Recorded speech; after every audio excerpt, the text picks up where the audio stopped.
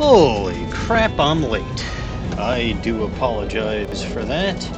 I was sitting here at 7:20 p.m.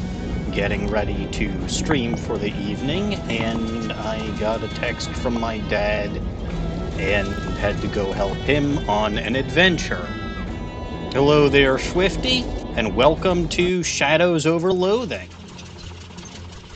So, last time we were here, we were on the lookout for some kind of cursed pocket watch, but we also have a cursed fedora that I have to deal with.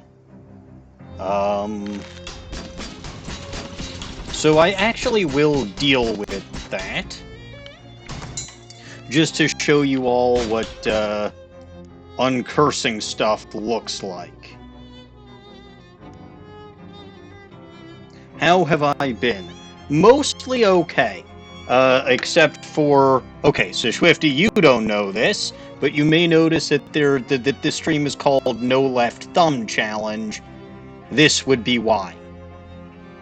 Because I have tendinitis in my left arm, specifically the left wrist and thumb, and I'm stuck wearing that Fakakta brace for another 3 weeks or so.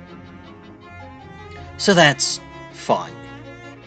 Other than that, though, doing pretty well. Like I said, I am about, well, I'm actually over an hour late, but, well, like I said, shit happened. I was here on time, but got disrupted, and unfortunately, it may be happening somewhat frequently moving forward, but, and again, it was quite literally last minute, so I considered briefly streaming tomorrow night instead as a makeup stream because, you know, I'm going to be home and I don't have occupational therapy and all of that stuff, but the situation that I was dealing with this evening is not yet fully resolved. So I may end up having to go help my parents out tomorrow night also. So I'd rather hedge my bets and, you know, maybe do a slightly shorter stream tonight, even if I go a little bit later. Well, congratulations from getting your associate's degree, Swifty. Anyway, since you don't know the premise of this game, and I don't know if you know West of Loathing, this game is a sequel to West of Loathing, which was the game that I played, you know, in my series before this. West of Loathing was basically a game where you were playing in a fantasy setting in the Wild West, and your basic goal was to help the Manifest Destiny Rail Company get the train all the way to Frisco. You encountered goblins and demonic clowns and demonic cows and the necromancer and skeleton armies and a whole bunch of shit on the way. And this here game is the sequel to it. It's set, so West of Loathing was set in 1895. This game is set in 1928. So same universe, and completely different character. So, you know, I played as Melvin Eastwood in that game, and now I'm playing as Margaret Eckelberg in this game. I suppose I can break down the stats if you want me to, but the player classes in West of Loathing were Cowpuncher, Snake Oiler, and Beanslinger, and in this game you have Pig Skinner, Jazz Agent, and Cheese Wizard. So I played as a Beanslinger in West of Loathing, and I'm a Cheese Wizard in this game. Anyway, hi Margaret, how goes the hunt for the watch? Still looking, well keep at it. Jessica turns back to her paperwork. That letter from Uncle Mario was a real surprise. I didn't read it. What did it actually say? Basically just asked if I could come visit him because he needed some help. He needed help with something big, and he knew I had an adventuresome spirit. Adventuresome spirit? Yeah, that's Mario, right?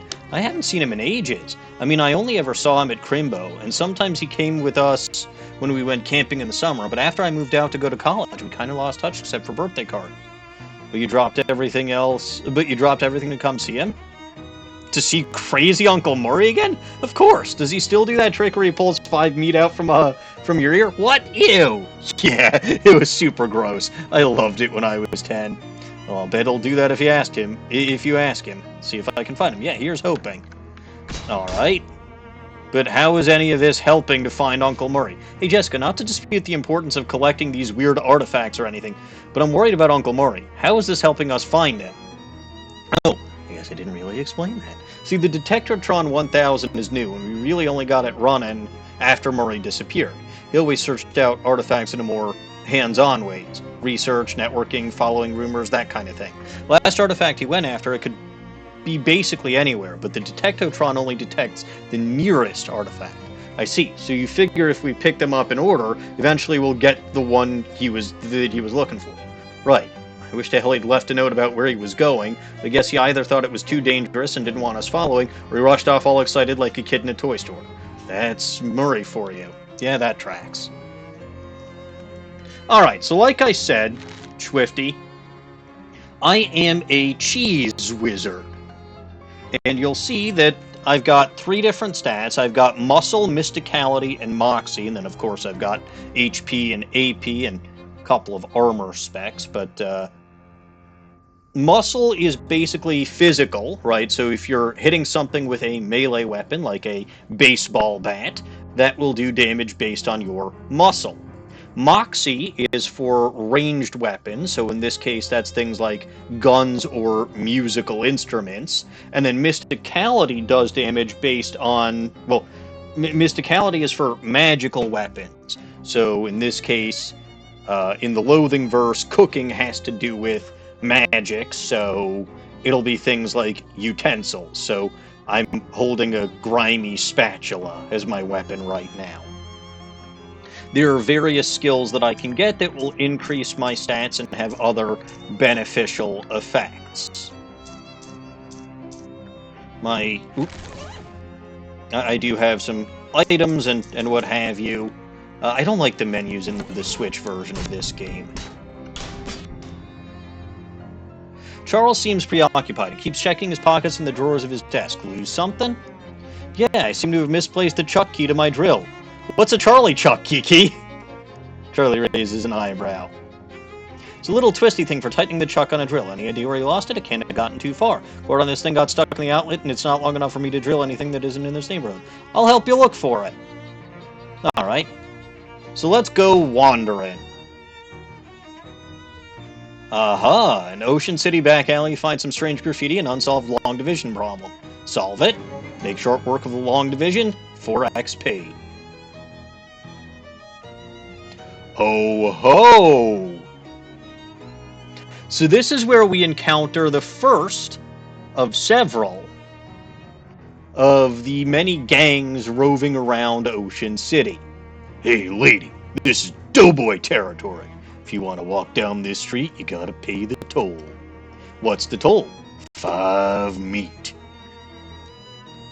How about 5 knuckles? Alright, so here is combat in a more sophisticated way than we had in previous battles. So you see we've got Jum the Loafer, we've got Veronica the Dough Baby, who is Jum's familiar, and then because I'm playing this in Arachnophilia, we've got a young venomous spider on the enemy's side, but we also have a friendly spider on my side. And you may notice I added, this is going to get ridiculous very, very, very quickly, but I have added a spider count. So there were only 2 last week because they didn't have this style of combat. It was just scripted battle. Well, I wouldn't say scripted battles, but it was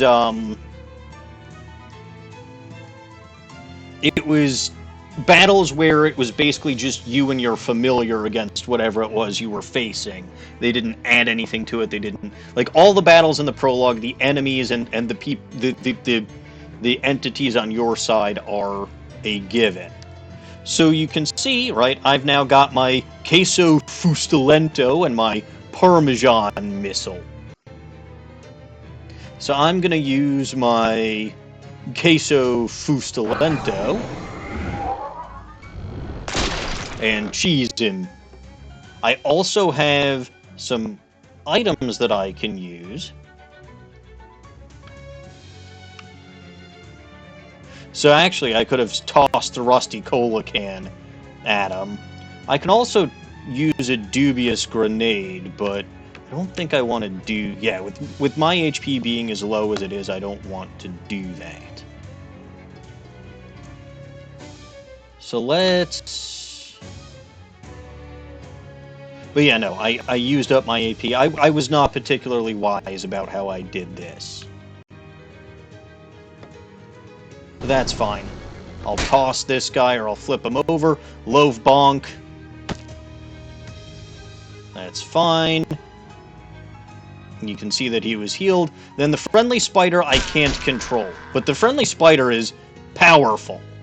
Then you got Gabby, who'll slap for 3 damage, or can heal up all allies for 5 HP. Let's slap Veronica.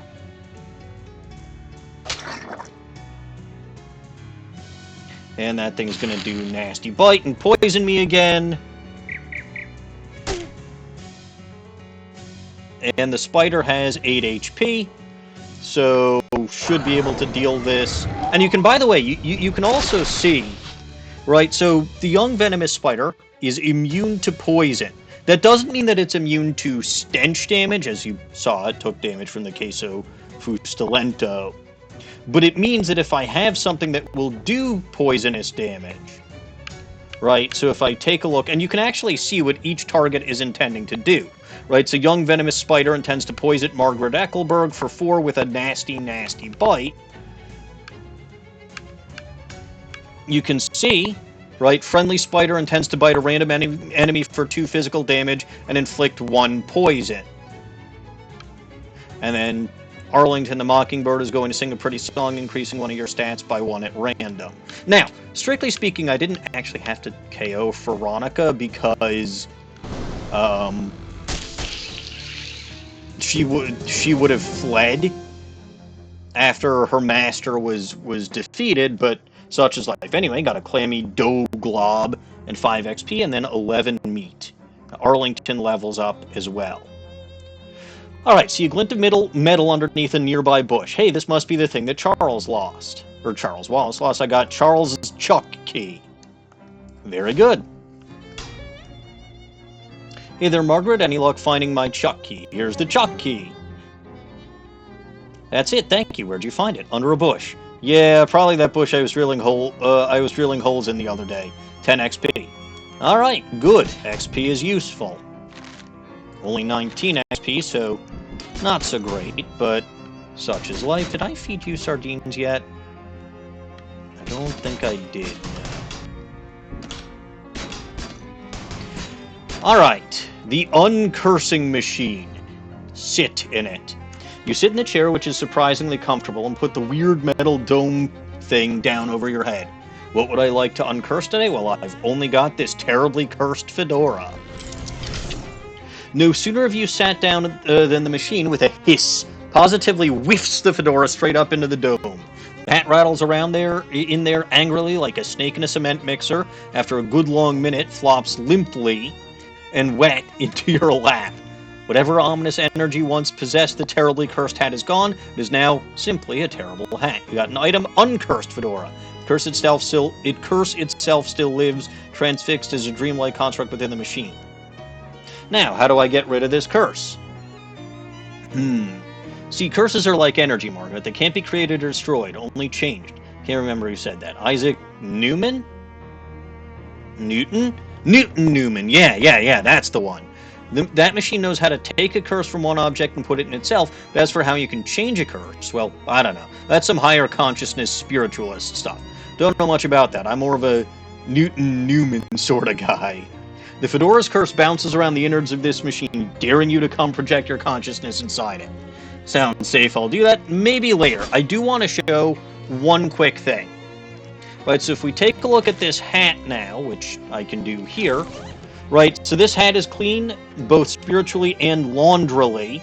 it now gives you a +1, well, it gives me a +1 mysticality bonus. As I mentioned during my stream last week, you don't want to uncurse the fedora before going to sleep night 1, or night 0 technically. Right? Before, after the prologue, because it will give you, uncursing the fedora will give it a bonus, right? And that bonus, if you have chosen a class, will be +1 to the M stat that you actually give a shit about. So in my case, because I'm a cheese wizard, it's +1 mysticality. If I had uncursed the fedora before choosing a player class, it would have chosen it random between 1 mysticality, 1 moxie, and 1 muscle. So it's not useless, but it wouldn't be something that's as usable. Right, so in this case, I focus on, or I want to focus on, more magical damage. Also, this clammy dough blob is a combat item, and I can use it to deal 5 sleaze damage.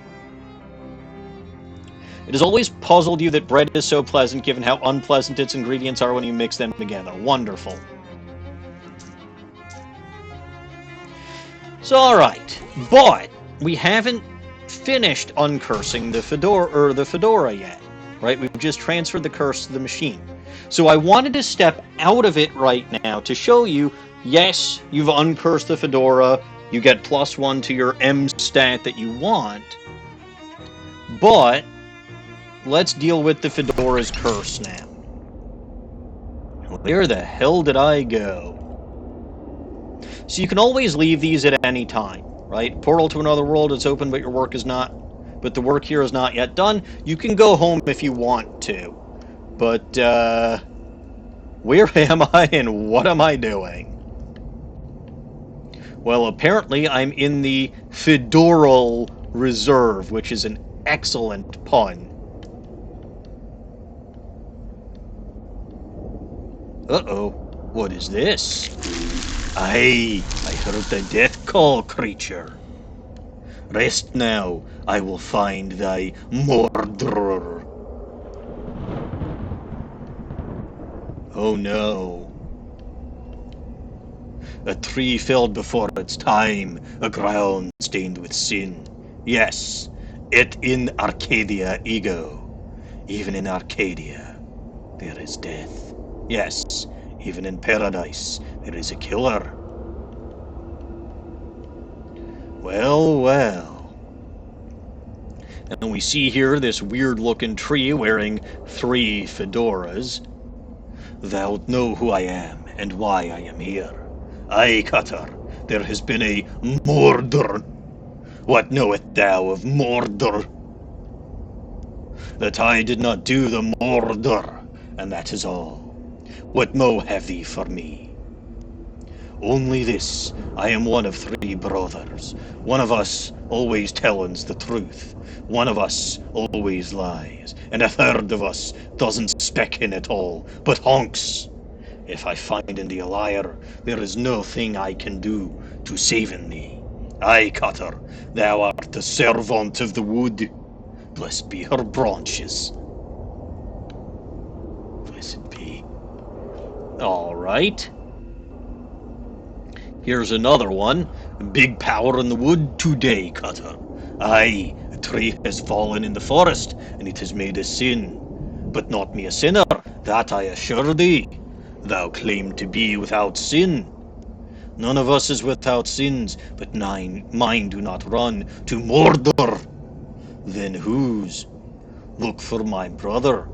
Thy brother speckins of 3 brothers, one who always lies, one who always tellins the truth, and one who does not specken at all, but honks.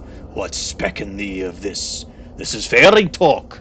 No thing has honkin in this land since Mother Duck laid the big egg. No honkin since then, no sire. Leave.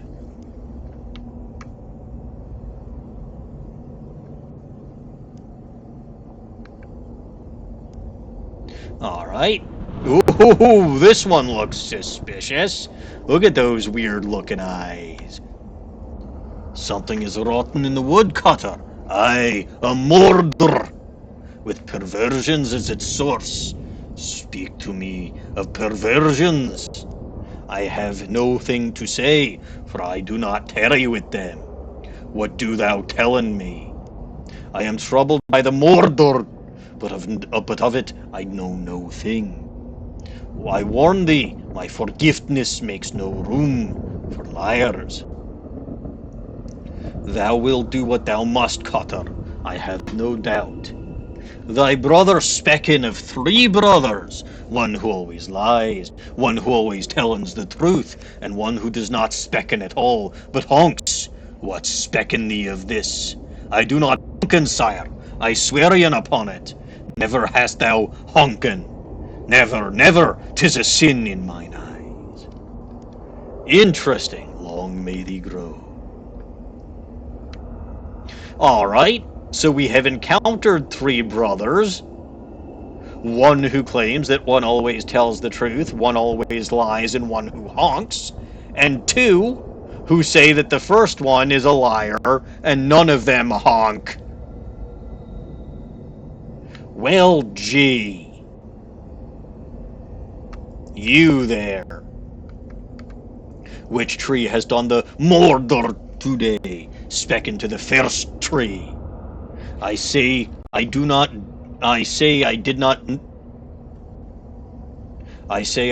do the murder.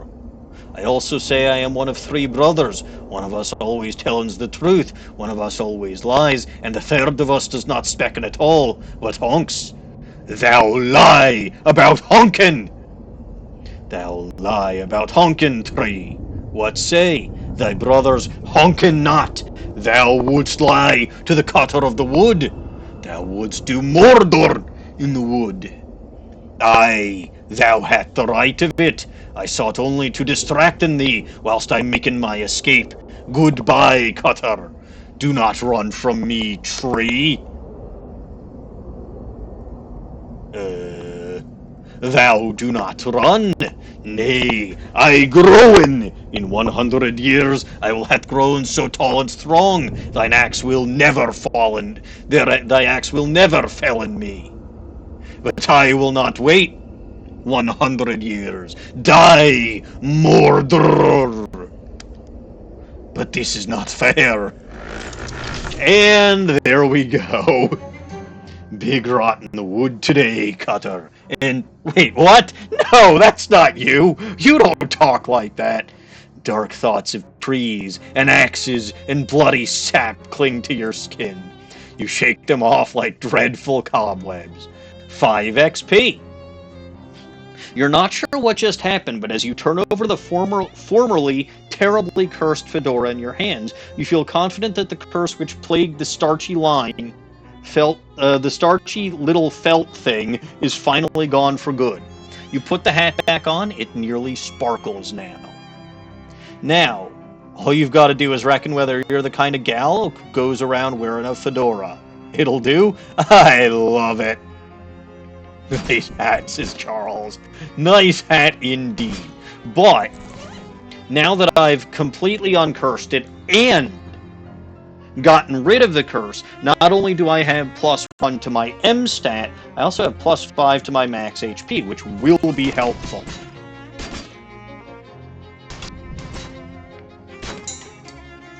Alright, and with that, there is in fact somewhere I want to go.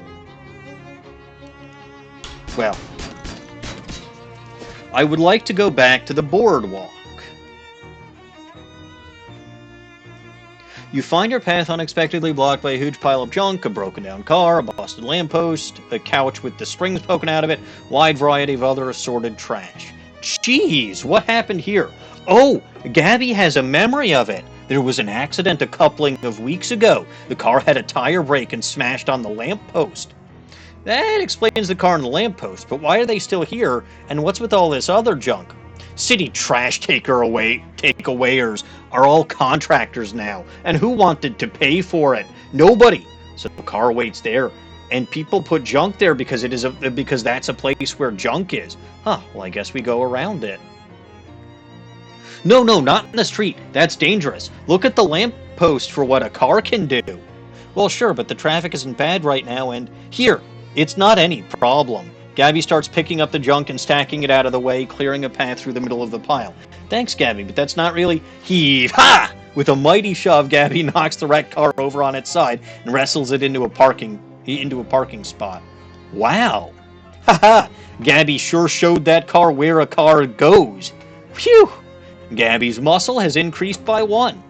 Yeah, if this antiques thing doesn't work out, you could get a job threatening to park people's cars for them. Continue on my way. Alright, so back at the photography studio, or back at the boardwalk, we have the photography studio, and we can talk to Tony Fiasco. Hey, welcome back, baby! Let me see that hat you're wearing. What is that? An uncursed fedora? Nah, perfect, I love it. Click. Here's your meat, baby. Spend it in good health and come back soon, okay? Alright. So just so y'all know, and I tested this in my first playthrough of the game, uncursing the fedora, right, just getting the curse sucked into the machine, and then later on, and then coming back here, getting the picture taken of the fedora, then going back and dealing with the curse, right? It's still the uncursed fedora, so you'll only get 30 meat for it. But the other reason, so I did mention this last week, the other reason to not uncurse the fedora that first night is so that you can get 30 meat both for the cursed fedora and the uncursed fedora, because otherwise you wouldn't be able to get meat for that uncursed fedora. This guy glares at me silently. I don't have 5 in all my specs, so no. That's about all we can do here. There is the fortune teller's tent. I do want to deal with that, but I'm going to need 150 meat to do what I want to do there, and I've only got 77.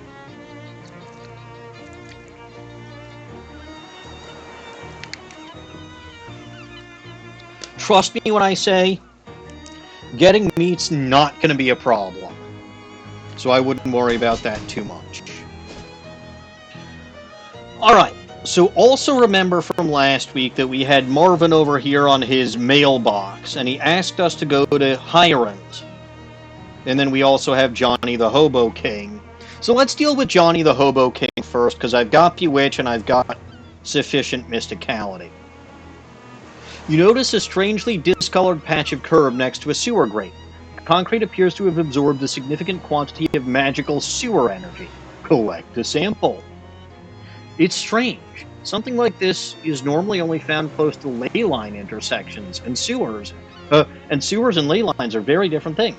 Almost the opposite thing. Hey, look, glowing ooze.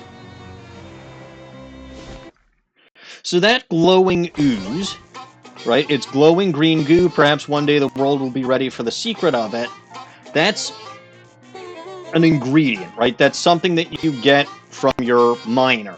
Like I said, really the major difference between insectology, cryptobotany, and psychogeology is what you harvest these materials from, but the materials will always be the same. Right? It's always glowing ooze and other stuff that we're not going to think about right now. But anyway, Johnny, king of the hobos. You still need to teach me some hobo code. Can you teach me some hobo code? Yes. According to the hobo code, I am of course obliged to assist. But first let me test you. Convince me of your worthiness, and I will grant you a boon. Bewitch plus 3 mysticality? Okay. You waggle your fingers mystically at the Hobo King. You want to give me a boon. You believe it will be in your best interest. Are you trying to hypnotize me? That won't work. My crown is made of tinfoil. Oh, darn. Good effort, though. I don't know how you got your eyes to go all swirly like that, but it was impressive. I'll grant you the boon anyway. Great! King Johnny takes out a small notebook, writes a glyph in it, and hands you the page. What's this? That is the hobo code symbol for boon. ... One of my favorite jokes. I wish I got to use it more often. Oh well, my hobo code knowledge has increased, so thank you. And of course, he's from Hoboken, and we already said he's not going to help us with, or he's not going to tell us his plans yet, because we're still very new. But our hobo literacy is now up to level 8, which is good.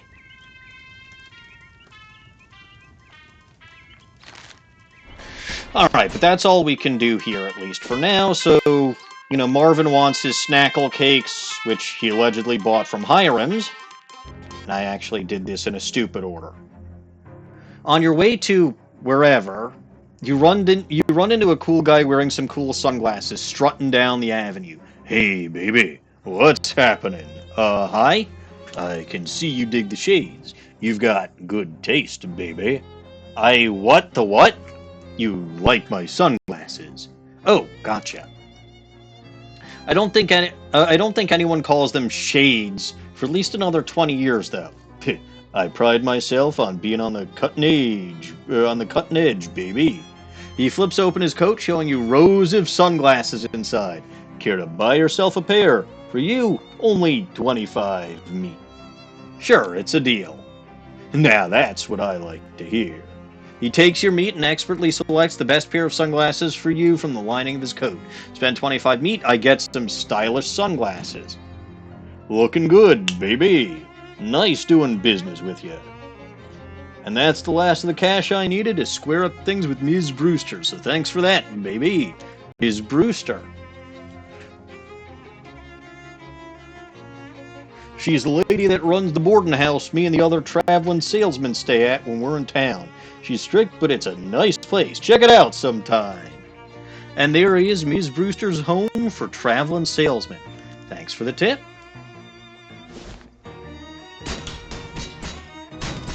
Well now, I don't think we're gonna get any snackle cakes from there, are we? Milk, dentifrice, beer, suet, fruit cocktails. Wonderful. The filthy trash can. Dig through it. You know it, baby. Your efforts are rewarded with 1 shoe. You got an item. Single shoe. Check for a second one. There isn't a second one. You're still waiting for the other shoe to be dropped off. So, single shoe. Other one must have gotten lost in the shoe shine stand. Saves you the trouble of using both feet for walking. Equipping that, you go like this. Right, so again, it's the stupid walk-in, except it's only one at a time and it's selected based on your shoes. Anyway, I see a hobo over here. A bored-looking hobo lounges against the wall of the decrepit building. Talk to him. Hi there. Hey, hello. Hello there. I'm Margaret. Samuel? I'm looking for Hiram's grocery. Is this it? When? Have you been standing here that whole time? What are you doing here? Waiting for what? You're looking for work? I don't think you're going to find any work here. Considering that this store is pretty thoroughly closed, I don't think you're going to find any work here.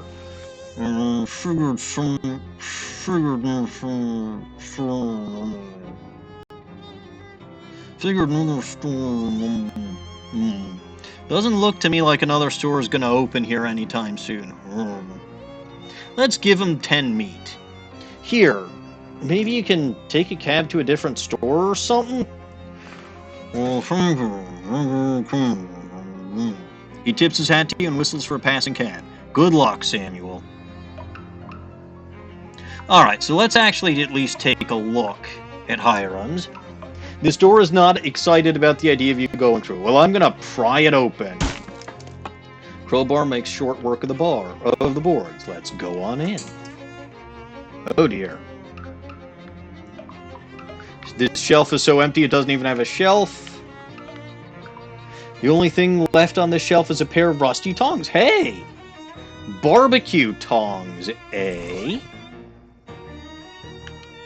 So right now, as far as weapons go, I'm using my grimy spatula, which is mysticality +1 physical damage. These barbecue tongs do my mysticality +2 in hot damage. So 6 physical damage or 7 hot damage, equally symbolic of idyllic summer relaxation or flesh-searing carnage. Wonderful.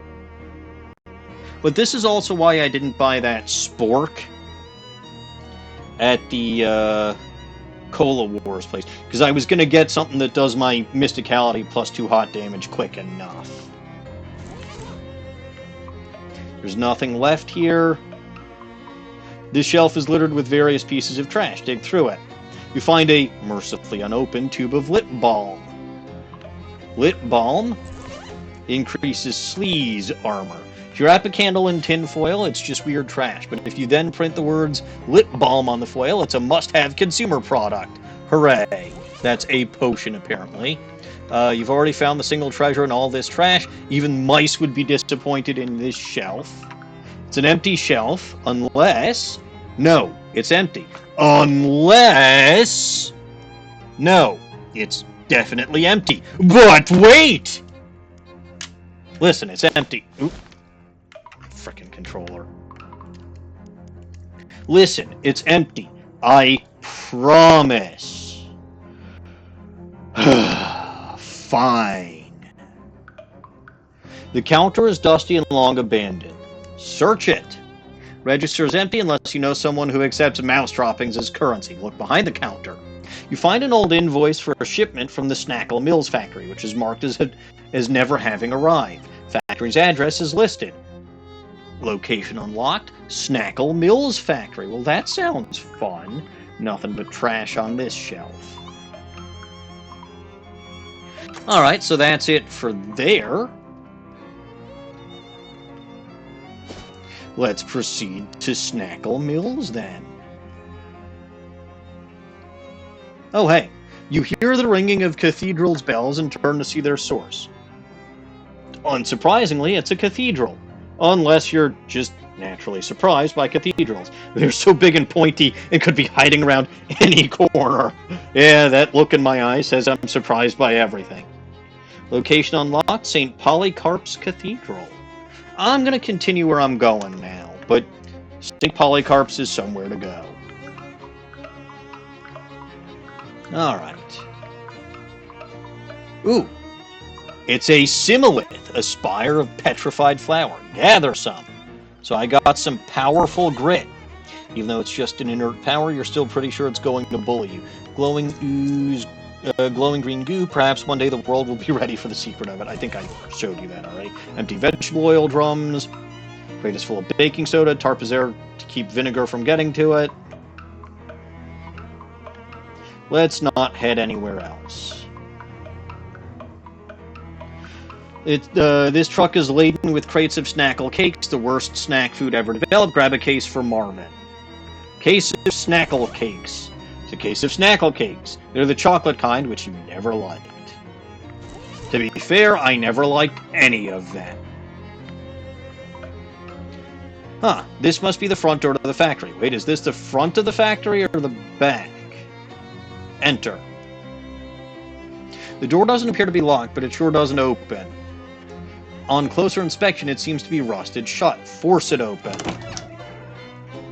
Looks like the abandoned factory has been occupied by one of Ocean City's various gangs of street hoodlums, namely the Doughboys. They're hanging out here in their leather jackets and white aprons, bragging about their sourdough starters and using rude words like focaccia and son of a brioche.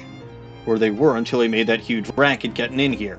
Now they're staring knives at you, also pointing knives at you. And they're bread knives, which are serrated, so you really don't want to get stabbed with one. Oops. Well, that's fine. We've got a test kitchen here. So I don't have any mana-enriched flour, but I can at least make a basic food with my glowing ooze. Get myself some Radium brittle. Stop cooking. The powerful grit's probably just going to make me a snack that increases my muscle, and I don't need that. Radium brittle food. It's full of sugar, which kids love. It glows in the dark, which kids also love. Under no circumstances is it safe to give this stuff to a kid. I probably shouldn't eat it either, but I'm gonna eat it. I don't care about ham thickened. I don't even remember what... Oh, I think... What did ham thicken do? I think it increased one of my armors, but that's fine. That could be how I had that cold armor. Lose an effect, ham thicken. You eat the radium brittle. Every bite releases sweet flavor and dangerous radiation. You gain an effect, radium riddled. It's worth it.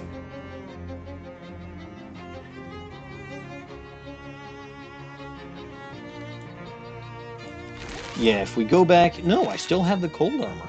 So what did that do? I don't even remember what that did. Whatever. Does not matter. Shelf contains a lot of chemicals that don't seem like they should be in food. Take some. Miscellaneous chemicals. Wonderful. Shelf is laden with bags of expired flour. Take some.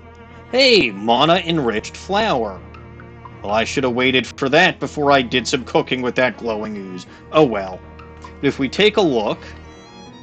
Right, that's +1 muscle and 5 H, so darn it, I probably could/should have waited and did something fancier with that glowing ooze. Whatever. I forgot that there was mana-enriched flour here. But alright, so we have some guys here. We don't have to battle them. And we got what we came for, plus a little extra. So I think we're fine. By the way, we could have also potentially snuck through here with 2 Moxie. You still cause a racket, but you're on the wrong side of the Snackle Mills factory to get to that arcane oven. So, it's fine. Let's go talk to Marvin. You stop dead in your tracks when you see 3 of those weird fishmen lurking in the mouth of an alley up ahead. They're peering around with their glittering, staring eyes and glurbling at each other quietly, until one of them notices you. It and its 2 companions start stalking towards you, making wet growling sounds. Ah, geez, what even are you guys? Glurb? Well, are you evil invaders? Or are you natives that were displaced by urban development, seeking to reclaim what's rightfully yours? The fishmen confer briefly. Evil? Okay, thanks. As long as we're on the same page. Shove past it. I don't want to use those dubious Cola War grenades except in battle. So I'll just shove past them. I could fight them, but for reasons that won't become obvious for quite some time, it's better not to kill any of the fishmen. I ain't got time for this malarkey. Get out of my way, chum. You shove past the fishmen whose slimy hands can't find purchase to grab you and stride away. They glurble angrily at you, but either they're too startled to make any further issue of it, or they're basically trying to keep a low profile. Either way, you make it out of there unscathed, except for the fish slime. 3 XP. Alright, Marvin. Any luck getting those snackle cakes? I'm really jonesing for whatever it is they use for frosting. Yeah, I finally found some. Here you go. Thanks a million. Here, take some meat for the cakes, and also I'll give you some sitting tips. Gain 100 meat, 10 XP, and a perk, Expert Sitter. Thanks, Marvin. See you around. Marvin is still on the mailbox, but thanks to you, he's no longer hungry. Alright, so Expert Sitter is +1 Moxie. Well, isn't that nice?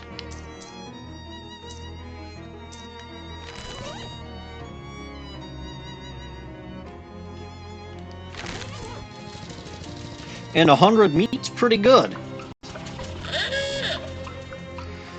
Okie dokie. So, next thing to do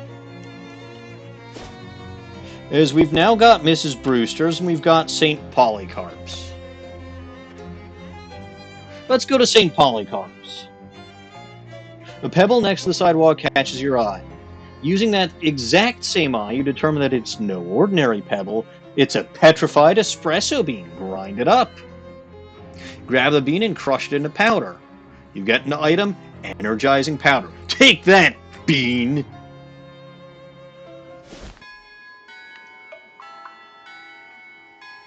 Alright.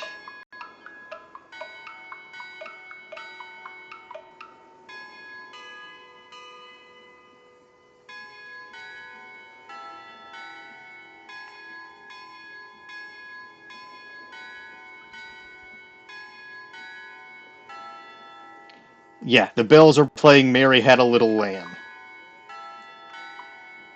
Hey, this looks like hobo code. Translate it with 3 hobo code knowledge. The code says meat stash, 4th tree to the left of church, back row. Interesting. All right. So back row, 1, 2, 3, 4. There's a little hole in this tree. This must be what the hobo code is talking about. See what's inside?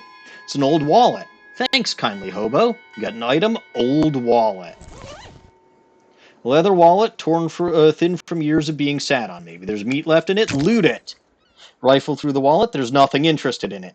Unless you're interested in a bunch of meat. That's 86 meat. I'm in the money. So now I got 226 meat. But let's actually go into the cathedral.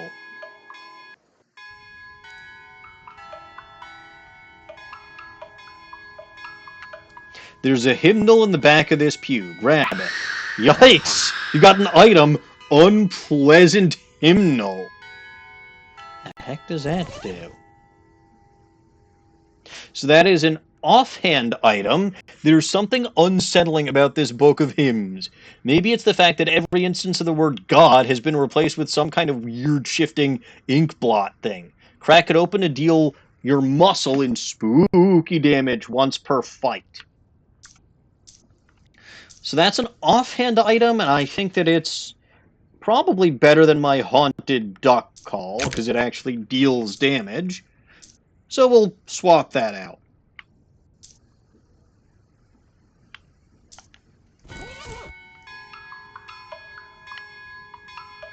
The door down to the catacombs is locked, presumably so the cat doesn't get out. Yes, brilliant. It's a victor who seems to be agitated about something, all right? Talk to him. Hello there. Oh no, what am I going to do? I was going to ask if everything's okay, but plainly not. Oh, I'm sorry, I didn't see you there. Services are canceled for the moment. What's the matter? One of the urns has been stolen from our catacombs. Stolen! This tiny cathedral has a catacombs? Well, it sounds nicer than basement. Are they particularly important ashes? Oh my goodness. Important a saint or someone? Oh my goodness. We wouldn't keep relics of a saint in a little cathedral like this. Our urns are just the ashes of former vicars and community leaders and so on, but they're all important in their own way. And the bishop is due to arrive for an inspection soon. Huh. Funny how bishops always seem to be just about to arrive for an inspection somewhere. What? So that's a callback, if you'll remember, to the what was it? The old mission, I believe, in West of Loathing, where Sister Mary was concerned about the 3 saints in their catacombs coming alive again and stealing back their relics. But all right. It's weird how Margaret seems to know about that, but sure, I'll look into that for you. Oh, thank you so much. Here, I'll unlock the door for you so you can have a look. Mind your step on the way down, please. Those stairs are old and steep. All right. This is the cathedral's font, or more properly, typeface.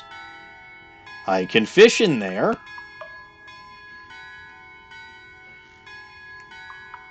You managed to reel something in. You got an item. Handful of holy water. Probably shouldn't tempt fate anymore today. Handful of holy water deals a lot of damage, especially to evil enemies. If only you had been blessed with something to carry it in. Now, the other thing to keep in mind is that this font is helpful if you ever get any negative effects. Not negative perks, negative effects. It'll allow you to wash some water on yourself and get rid of the negative effects. Please don't disturb the altar. All right, let's go downstairs. So you've got a big crate full of identical empty burial urns. Must be spares. Oop.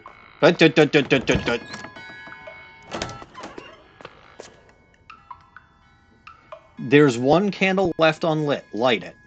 Hopefully this doesn't preclude you from cursing the darkness later if you feel like it. Patch of tomb moss. So this would be, I think, something that you can get with crypto botany, but because I don't have crypto botany, it's an interaction that I can't do. But that's fine. How much XP do I have? 40. So nothing particularly useful yet. It's the guest book. Read it. The last 3 visitors here were Donk Hufferby, visiting from Saskatoon. Well, that seems like a dead end. And they sure have some weird names up in Canada. They sure do. Charles Wallace, 111 Plunkett Street. Huh. That's the address for the antique store. You'll have to ask Charles about this the next time you see him. Captain Augustus Dirch, 23 Kerwin Avenue. This one might be worth following up on. All right, so that's Captain Dirch's house. Sign the book. You sign your name and address after all the others. Nice. And you can see, right? Now you've got the same ones except no description under Charles Wallace, and then Margaret Eckelberg, 111 Plunkett Street. A fancy pedestal with an old urn on it, a fancy pedestal with an old urn on it, a fancy pedestal with nothing on it. Ha! Very old manhole cover. I'll have to keep that in mind.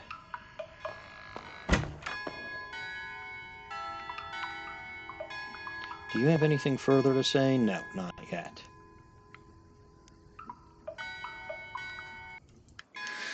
All right, first things first, let's go to Plunkett Street. I need to ask about... Okay, you barely have time to react as the ground shakes and shudders violently without warning, then bursts in a rain of earth as several large, slimy tentacles force their way out of the ground, writhing and twisting and groping at their surroundings. Incidentally, the reaction you barely had time to make was, ah! Fight them. All right, 2 more spiders. Huzzah!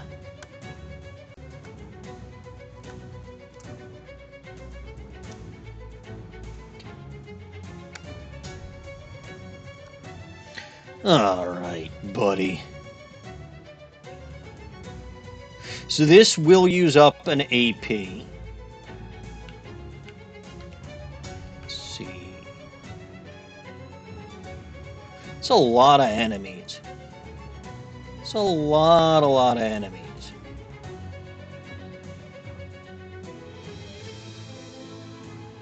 Let's just use a rusty soda can to get rid of one of these guys completely.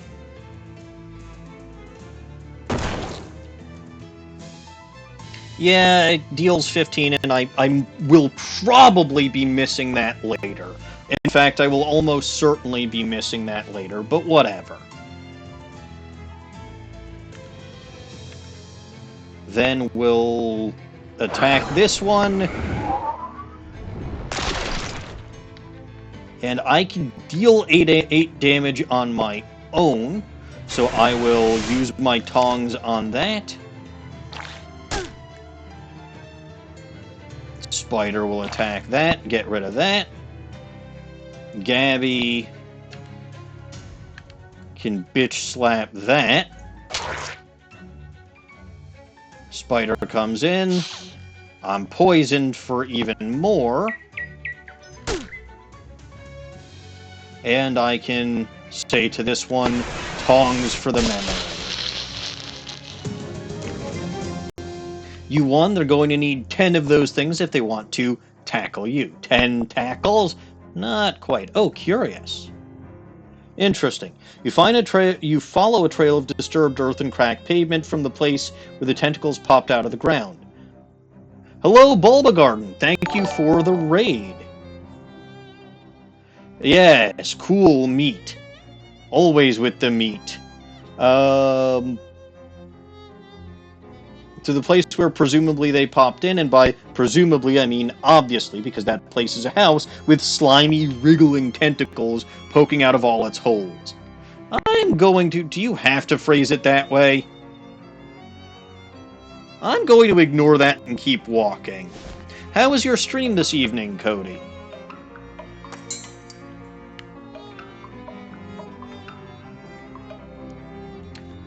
I saw your name at the visitor's book at St. Polycarp's.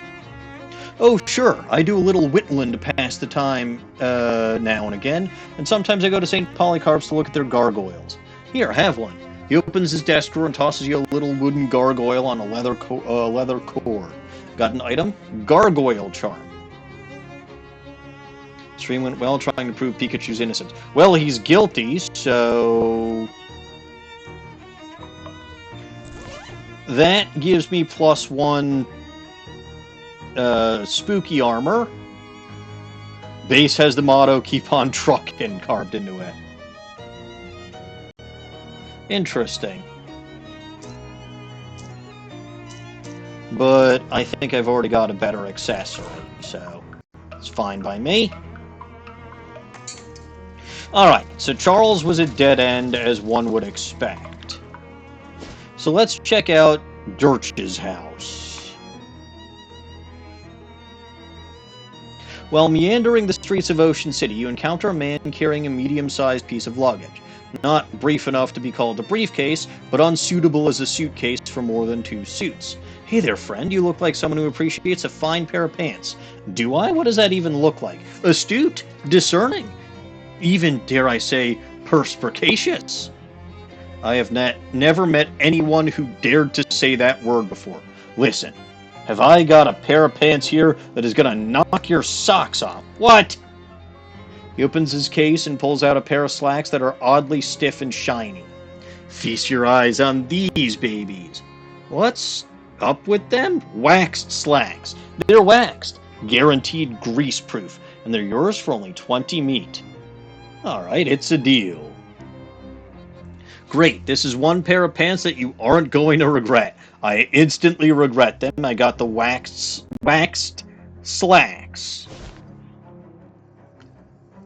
That is +2 sleaze armor. And as far as pants go, they're slightly better than my old fishing shorts. With these durable wax-infused trousers, grease will slide off you like grease off a duck's legs. It's alright, good for that. These are some weird-looking rocks. This rock is steaming. Comfort it. You reassure the rock that everything is going to be okay, and it sloughs off some of its rage. Phlogistic resin. Okay. Why do all the rocks in his yard have creepy glyphs painted on them? Weird. Alright. Probably shouldn't just barge in. Knock. What? What be it? I'm selling these fine leather jackets. Don't want any. Buzz off. I'm from the Municipal Census Bureau. Nobody here but me and these 4 urns. Urns? 5 urns. Go away. I'm the milkman, milkwoman. Got your milk? I ain't drink that fat water. Get lost. Congratulations, you've won a sweepstakes. Fat chance. Never won nothing. Didn't. Hello? Humph. Didn't enter no sweepstakes know-how. Scram. I'll come back later. So none of those will work. There's a disgusting fence over there that looks like it could use some painting. But alright, what's this rock? This rock has a date painted on it. 11/10/82. Jot it down. Alright. Back to... You know what? Let's stop by the hobo camp first. I want to see if Samuel made it here okay. Gabby takes a piece of candy out of her purse and tosses it in her mouth, then holds the purse out to you. Want one? Sure, thanks. Huh. Your purse is just entirely filled with saltwater taffy? Yes, it's Gabby's favorite. Got an item, spearmint taffy. I guess I did hear somewhere that goblins process sugar. Night, Cody. That goblins process sugar really effectively and don't need as many vitamins as humans. Haha, jealous? A little bit, yeah. Ah. The hobo you met at the abandoned grocery store is slouching around and generally staring off into space. Talk to him. Hi there, Samuel. How's it going?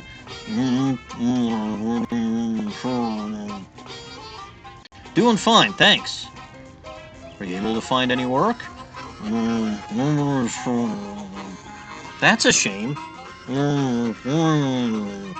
Right, yeah, don't let it get you down. How's the camp treating you? Yeah, it seems nice. Everyone's real friendly.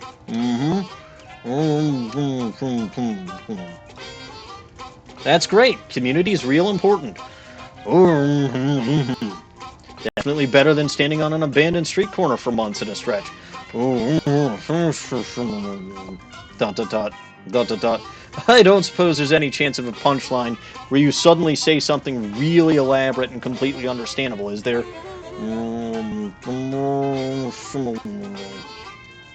Yeah, just checking. Do you have any hobo codes to share? He fishes an old store receipt out of his pocket and draws some very small symbols for you to squint at. Oh boy. So his hobo code symbols are just as mush-mouthed, as unintelligible as he is, but I still have hobo code knowledge increased. Thanks. Alright, that's all we can do there for now, so back to Plunkett Street. Ho ho! Hands in the air, girlie. You're on Tin Lizzie turf, and this is a stick-up. You turn to see a woman in oil-stained coveralls pointing a gun-like tool in your direction. What the... Is that a caulking gun? Stick-up isn't usually such a literal phrase. Actually, it's a grease gun. So I guess it's more like a slick-up. Gross. Everybody's a critic. Give me your wallet. I'm gonna grab her gun. You pull out your wallet and nervously fumble it, dropping it at the woman's feet. When she growls and reaches for it, you swiftly grab her wrist and twist the grease gun out of her hand. Hey! Looks like the grease is on the other lug nut? Honestly, I don't know anything about cars. You're gonna regret messing with the Tin Lizzies. I'm gonna regret touching this filthy grease gun more. Go on, scram. Got an item, Tin Lizzie grease gun. Nice and smooth. Ah, the Tin Lizzies. Probably my favorite of the Ocean City gangs. Nice and smooth. Alright, we don't actually want to go to Murray's Antiques, because we now have a date to look at. And I don't mean a date with that Tin Lizzie. I mean a date that we picked up from Captain Dirch's Hoosiamajiggets. I think it was 82 that it was. So let's look at November 10th, 1882. You find something interesting, 10 XP. The cover story for that date is the sinking of the Porquad, a whaling vessel that operated off the coast of Ocean City. Story says that the wreck had only one survivor, Captain Augustus Dirch. Despite his best efforts to go down with the ship, he was rescued and transported to the shore by a friendly otter. How simultaneously tragic and adorable. Alright, XP. 55.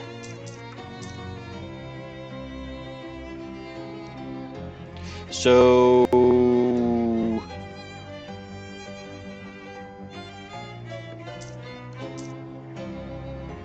Blue Brilliance. Why the heck not? +1 Mysticality, never gonna go wrong.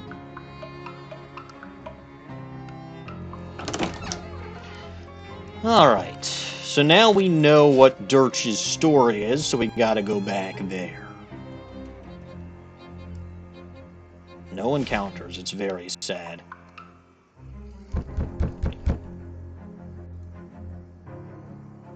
We do still have all the other options, but I want to ask you about the Porquad. Alright, he'd better come in.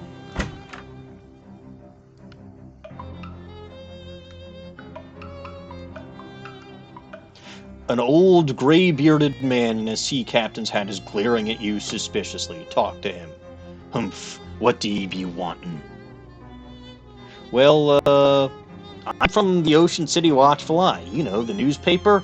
Don't be trusting newspapers, nor newspaper reporters neither. Well, nor otters.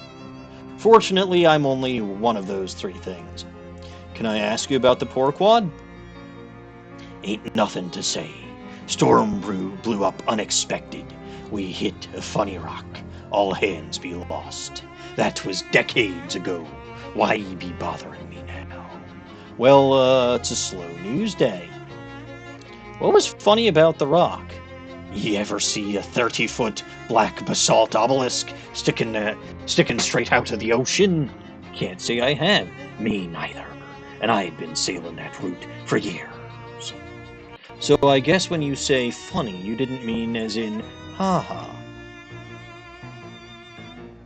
What's with the rocks in your front yard? I ain't know nothing about those, except for the date marker I put. Did they just come with the house? New ones pop up every once in a while. What's that got to do with anything? Well, nothing, I guess. How many men were in your crew? Aye, there was Pegleg, Handsome Jeff, and Less Handsome Jeff, and Old Barnacle Face. He looks askance at the row of urns. And, the other one. So 5. What was the 5th sailor's name? I ain't recall. He was new. Just signed on afore the last voyage. Didn't talk much. Eerie fella, to be honest. Eerie. Spooky. And that's all I got to say about him. You have a lot of urns? Aye, crew's bodies washed ashore after a time. Didn't figure they'd want a sea burial after what happened, so I had 'em cremated. Well, except that 5th feller weren't never found.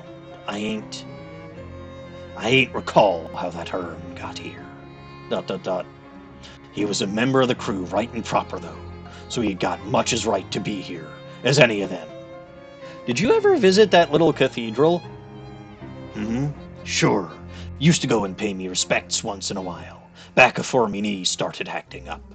Got plenty of urns to talk to right here, though. Arr! You talk to the urns? Yep. We be shooting the breeze, relive old glories and such. You say that like they talk back. They do, and I can see from your face that you don't believe me.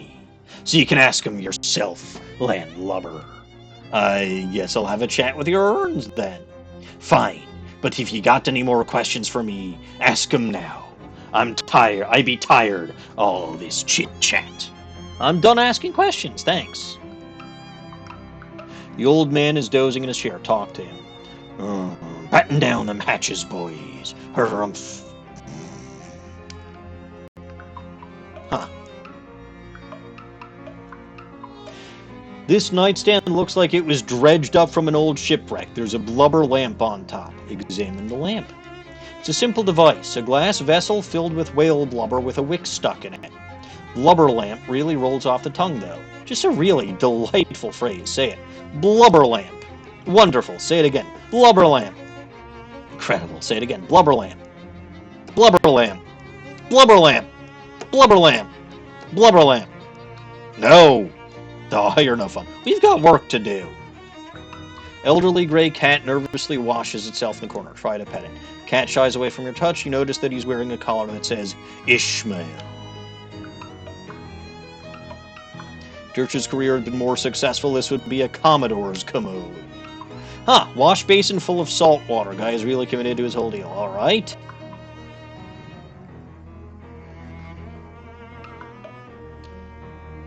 You deftly fish some taffy out of the salt water. Root beer taffy.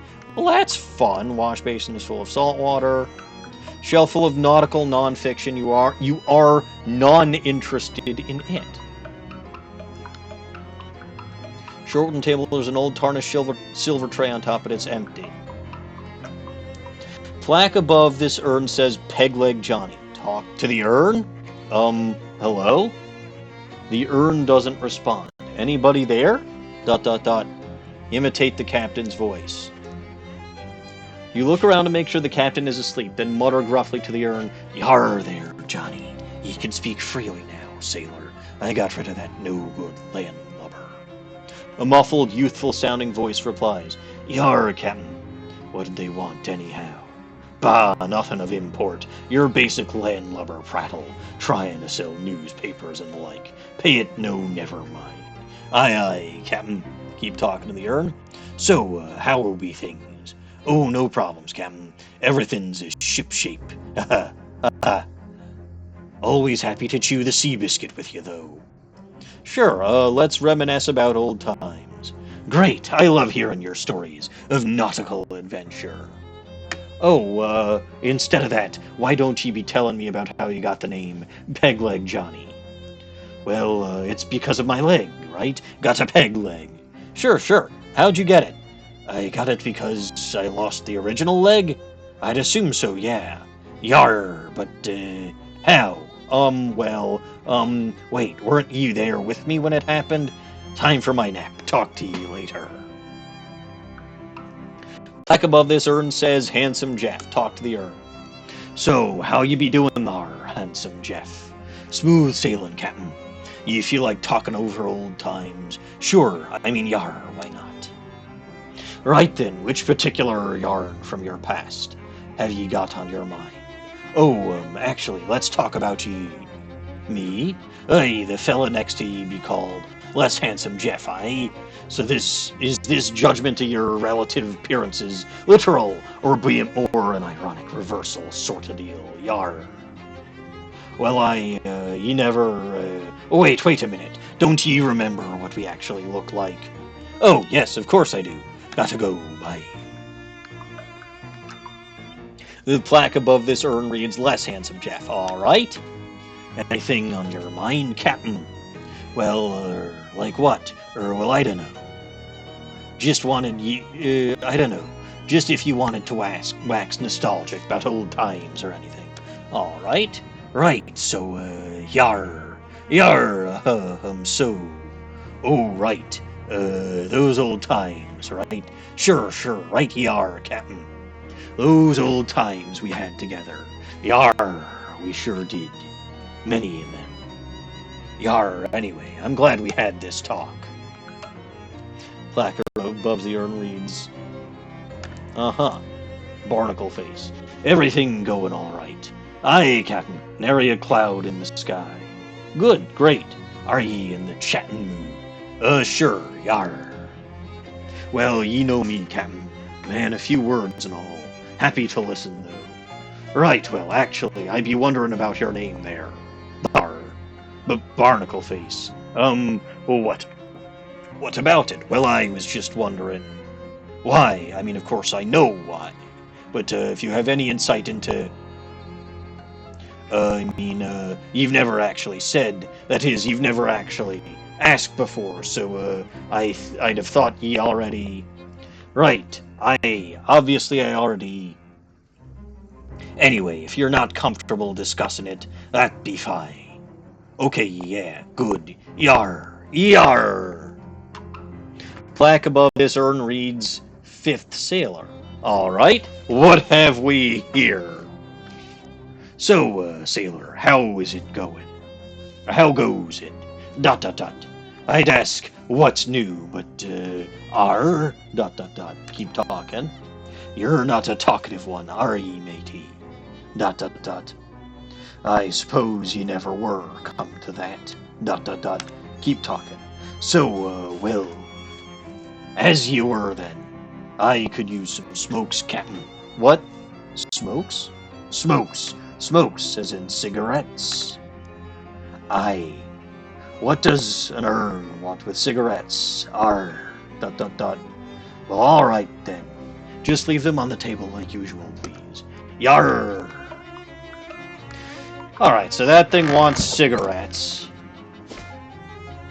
But I'm not going to do that. At least not yet. I'm going to go to the boardwalk first. Uh-oh. Uh-oh. Well, well, well, what does this guy have to say for himself, huh? A thin, nervous-looking man in a suit stops you. Excuse me, man. Do you fear for your safety in this dangerous city full of hoodlums and criminals? Well, I didn't until you said that. I ain't afraid of anything, least of all death. I carry 3 spare changes of underwear. I've already used one today. Friend, I think I have a much more convenient solution to your problems. Oh, I see. Okay, what are you selling? Holds up a small case and opens it, displaying a selection of the tiniest pistols you've ever seen. Derringers. With one of these up your sleeve, in your sock, or wherever you can think of to hide it. Personal self-defense is right at your fingertips. Huh. Are concealed pistols legal in the state? What? Probably. Sure. How much? I hope I still have enough meat to do what I want to do after this, but sure.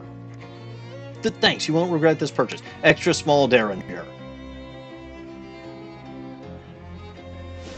Oh, thank God. Okay. So, I mean, technically that's a Moxie item, and then this one is a Moxie plus 2 sleeves damage.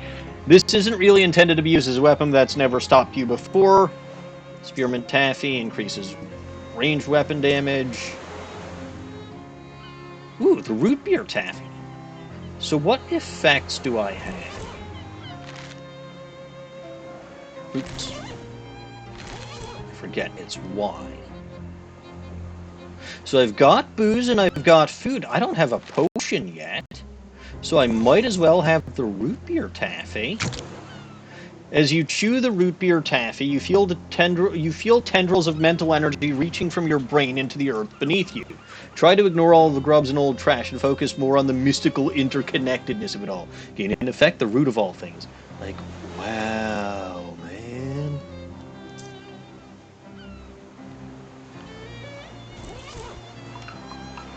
Alright, Fortune Teller's Tent. You enter the dimly lit tent to see a teenage girl dressed as an old woman sitting at a velvet draped table. She points to a sign on the wall that says Tarot Readings 50 meat. Complain about the price. 50 meat is a little steep, isn't it? I could buy 7 and 63 out of 64th gallons of gas for that much. Stares at you and points at the sign again. Fine, 50 meat. The teen takes your meat and begins.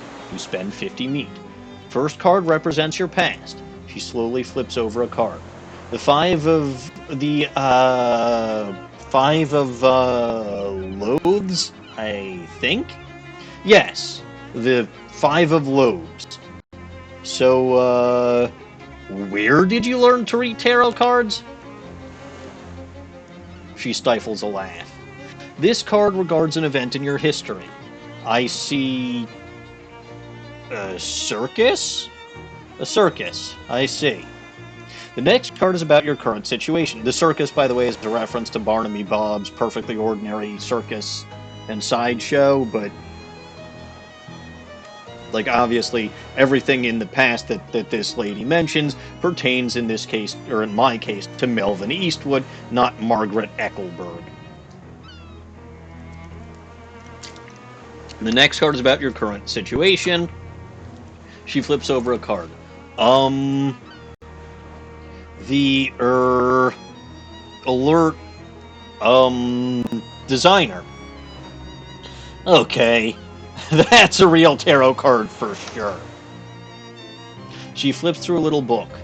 This card means that you're on a boardwalk. Can't argue with that, I suppose. Continue. Last card reveals your future. She slowly draws a card. Oh, this one's the Vicar of Grapes. Huh? The Vicar of Grapes? What does the Vicar of Grapes mean? She glares at you. In your future, I see buildings. Big ones and small ones. I see. Consider what happened.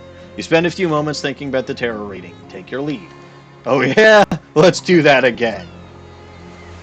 You enter the dimly lit tent to see a teenage girl dressed as a blah blah blah. Pay for a reading. First card represents your past. She draws a card, which she drops on the floor. She draws another card. This one is the Jack of Hearts. Is this your first day? She flips through a little book. This card regards a lingering memory in your childhood home. I see a carnival? Okay, technically that's also... They're not all references to Barnaby Bob's Circus. A carnival, huh?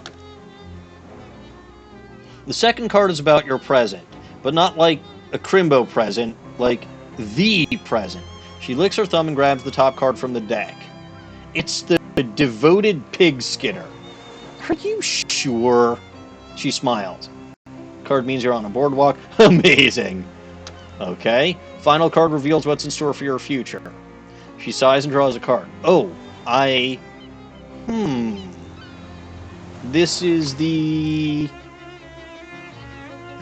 apathetic umpire? Is this your first day?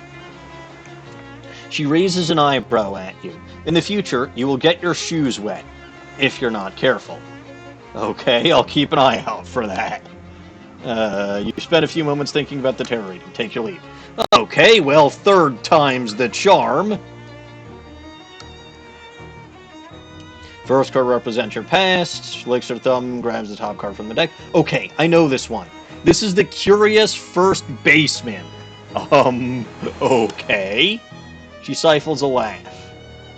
This implies a lingering memory in your school days, involving skeletons. Skeletons? Not ringing any bells. Again, that's back to West of Loathing, where you fought a whole fuck ton of skeletons. In my case, I became a necromancer.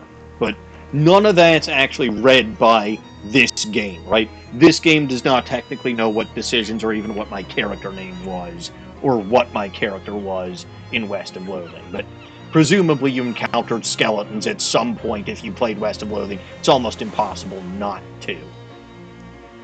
The next card is about your current situation. She licks her thumb and grabs the top card from the deck. Wait, Oh, no, it's the unimaginative negotiator. Is this your first day? She smiles. This card suggests that you're currently near water. Can't argue with that, I suppose. Last card tells the future. Draws a card which she drops on the floor. She draws another card. This is the local fireman. You don't seem too sure of that. She stares at you intently. I mean, okay, I suppose you would have fought some skeletons in the kingdom as well, but again, I think there's also specific references to cows that you can get. Obviously, this is randomized every time. But anyway, she stares at you intently.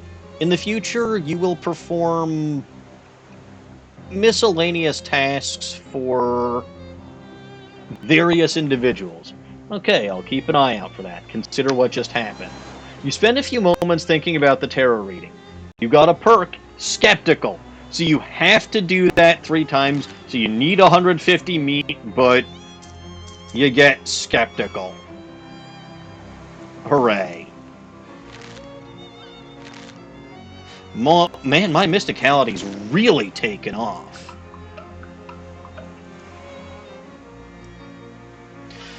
Alright, leave. Now that we've been to the boardwalk, though, gotta go back to Plunkett Street. We need cigars or cigarettes for Captain Dirch. We're gonna shove past these guys again. Again, you don't... Well, okay, maybe you want to kill the fish people, but there will be a negative consequence in the future. Alright, let's see what's for sale. Perfect, I still have enough for the ration cigarettes. Now, if I try to use these, right, can you believe they used to issue cigarettes to soldiers, and that they still do, and probably will, for like 50 more years? Bad for you, despite what the radio advertisements say. Smoke! I am not going to let you start smoking, but I'm an adult! Yes, and I want you to live to be an old adult. It'll make me look cool. Nothing is cooler than outliving your enemies. Alright, fine.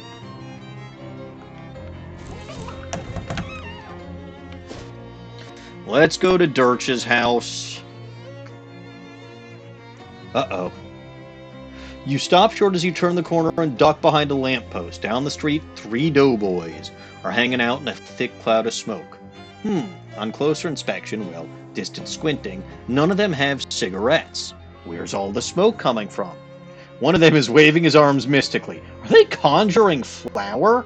It's a good trick, but it doesn't seem like a great idea to be standing there breathing it. Now, you could, if you had a match, explode them, but let's ambush them. Aha! So now you see that there's a different type of spider on the enemy's team.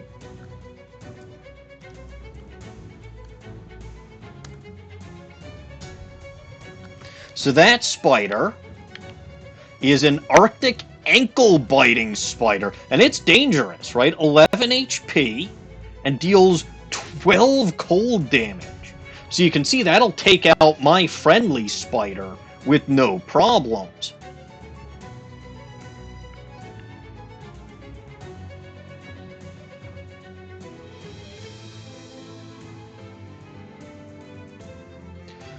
Let me try to throw a dubious cola war grenade. And yeah, sometimes that'll happen. But alright. I can deal 11 damage on my own, which is enough to take out the Arctic ankle-biting spider.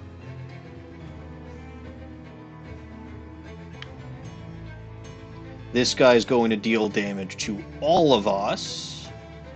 And this guy is going to deal damage to Gabby.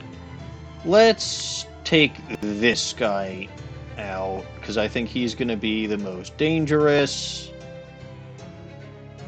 Only 2... Yeah, see, he's got 3 stench armor, which is not great. So I can either deal 3 spooky damage, or 3 physical damage, or 2 stench damage. I could also deal 5 stench damage to either of those. You know what? Let's blast that guy for 5 stench damage. Oh, right! I have 2 AP now. So that was, in fact, the correct choice, because now I can Parmesan Mistle Abracamonster!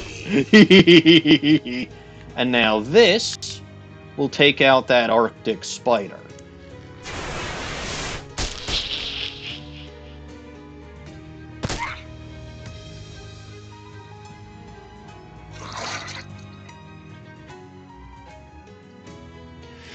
Alright, Gabby, you can slap the loafer. And you see that with the one guy... I'm not a pasta-mancer, I'm a cheese wizard. Ah, see, they got Jasper.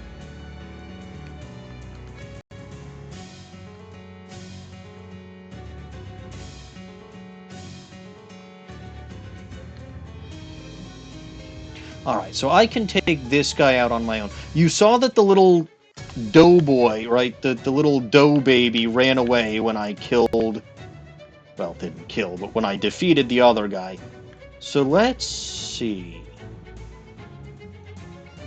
3 plus 11 is not quite enough. Let's be ironic.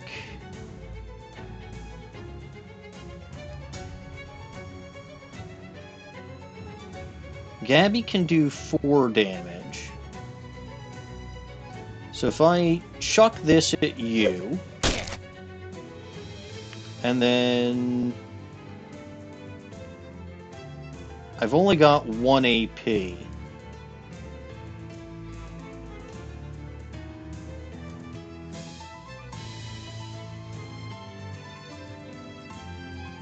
And that flower guy is going to kill all of us. So I may have made the wrong decision.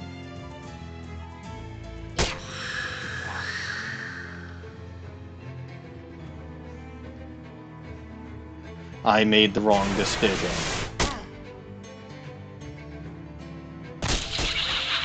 Well, Gabby can actually take that one out now. And now the other dough baby's gonna go away. I can just... okay. Phew, that was a tough one. I got a freshly baked roll and a chef's hat plus 10 meat and 5 XP. You won. You know what they say, too many cooks get their asses kicked. What's that chef's hat do? +2 to magical weapon attacks. That's fun and all, but I like my uncursed fedora.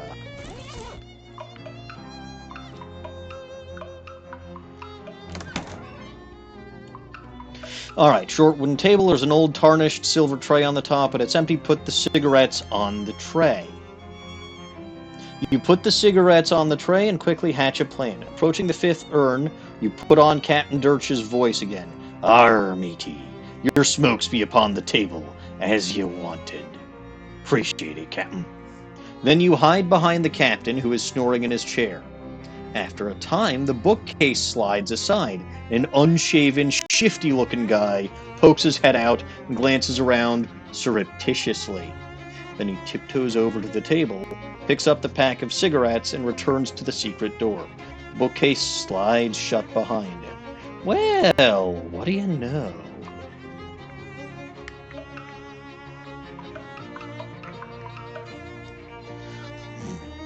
Knock off the yo-ho-ho thing.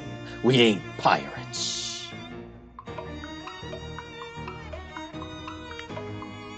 It's the shelf the guy came out from behind of. Or rather, the shelf out of which from behind which camest the guy. Inspect the bookcase. Alright. You try to push the bookshelf aside, but it's locked in place. There must be a catch. I mean literally. Check a nautical guide to Lieutenant Harbor. Nothing happens when you pull the book off the shelf, so you flip it open and page through it a little. However, since you aren't a sea captain, the notes and charts don't mean a thing to you, and none of them have a big black X marking the site of buried treasure. Phooey. Oh, wait. What's this? There's a little pamphlet stuffed in the back. Got an item. How to curse like a sailor. Interesting. A seaman's manual of ropes and knots? Nothing happens when you pull the book off the shelf, so you flip it open, page through it. It's advertised. It's a thorough guide on the various kinds of ropes, knots, used on ships, with lots of diagrams, although none of it's particularly useful to you personally. And they say never judge a book by its cover. Alright, check practical secret doors for the home handyman. You tilt the book forward and nothing happens. So you pull the book all the way off the shelf and nothing happens. So you flip the book open and start rifling through the pages until you find one with a page corner turned down. Diagram on the page shows the 3 most common unobtrusive latch mechanisms for bookshelf-based secret doors, and on closer inspection, this bookcase is using the second one.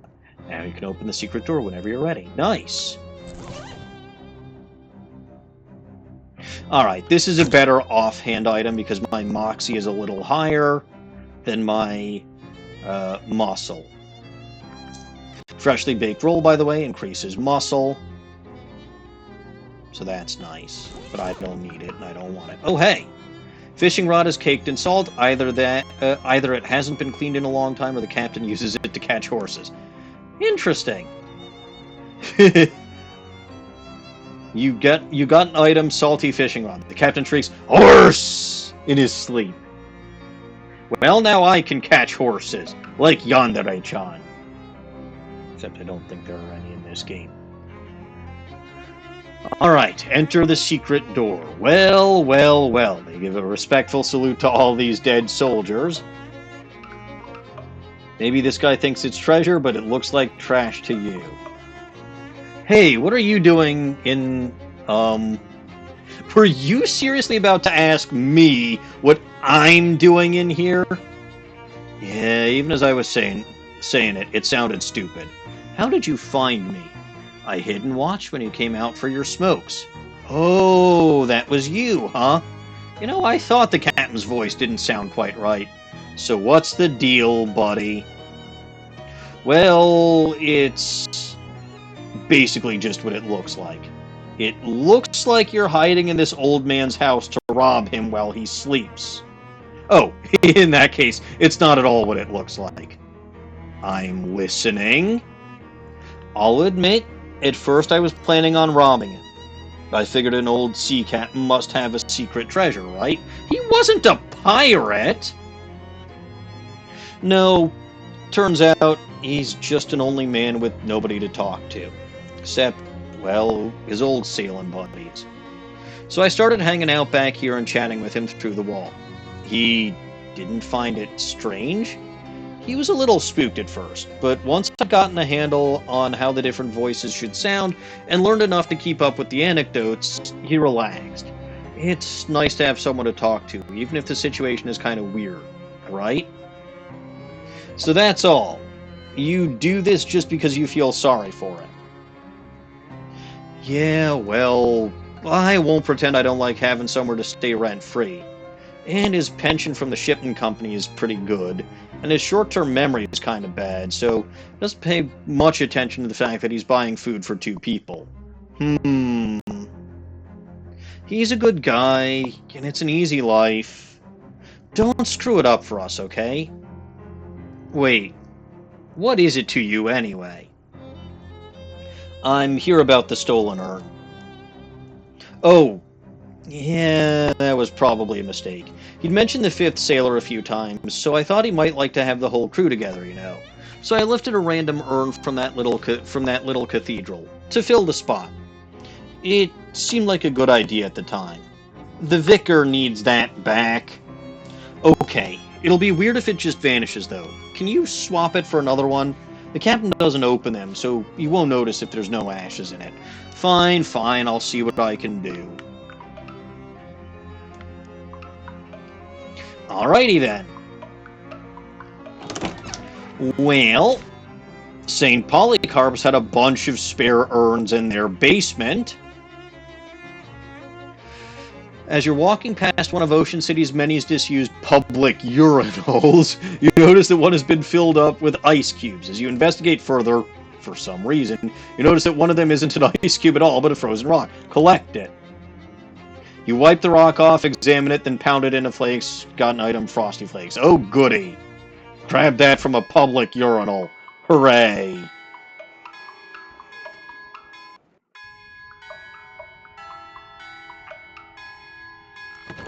Alright, so...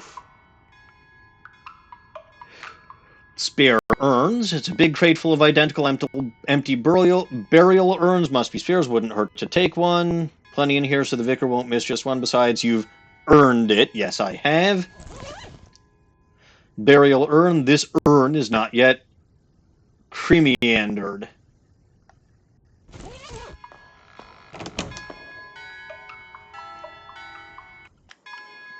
Alright, back to Dirch's house.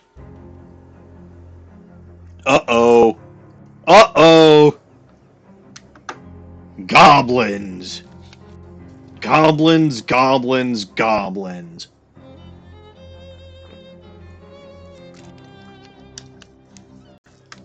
two goblins wearing shorts with suspenders and carrying, you know, those things, those marching band things.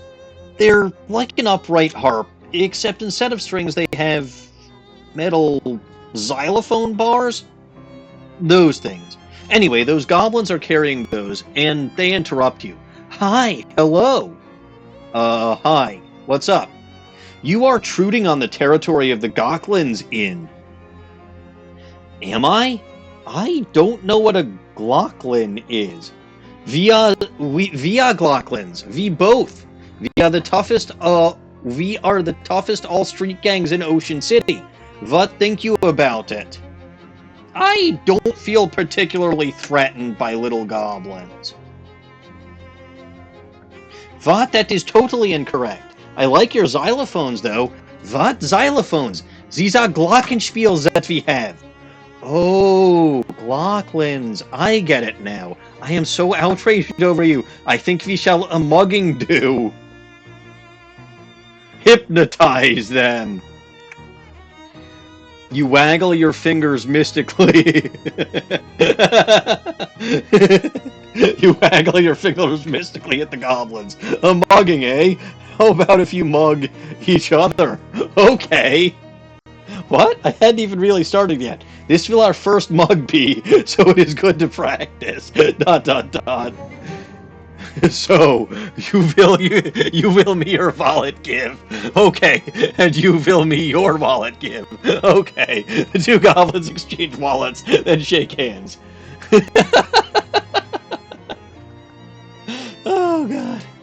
We have on our first date 2 mugs made. We must the boss tell about this. They will so proud be. The 2 goblins march away happily, playing jingly victory music on their glockenspiels.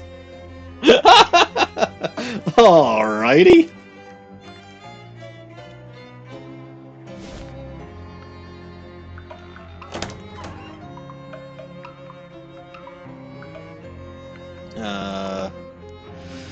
The next one that makes a nautical pun goes straight overboard.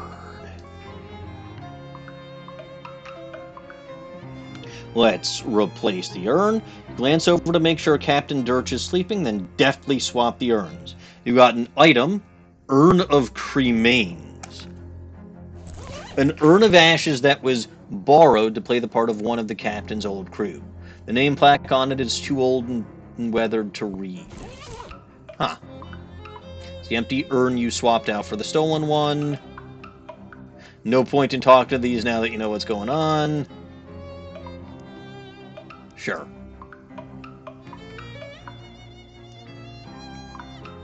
Did you switch out the 5th urn yet? Yeah, I did. Great, so we're square then. Everything's Jake? Look, this is really shady and weird. You should just be honest with the guy. Yeah, I guess you're right. I gotta build up to it, though. If I just pop out of the bookshelf at him, he's liable to have a heart attack. Or try to kill me. Alright, well, good luck. Thanks for not blowing my cover. It means a lot to me. To the captain, too, even if he doesn't exactly know it. Uh-huh.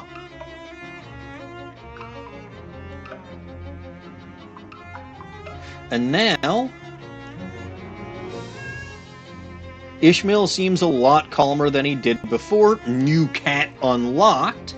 I can pet Ishmael if I want to. I'm not going to. The perk that I got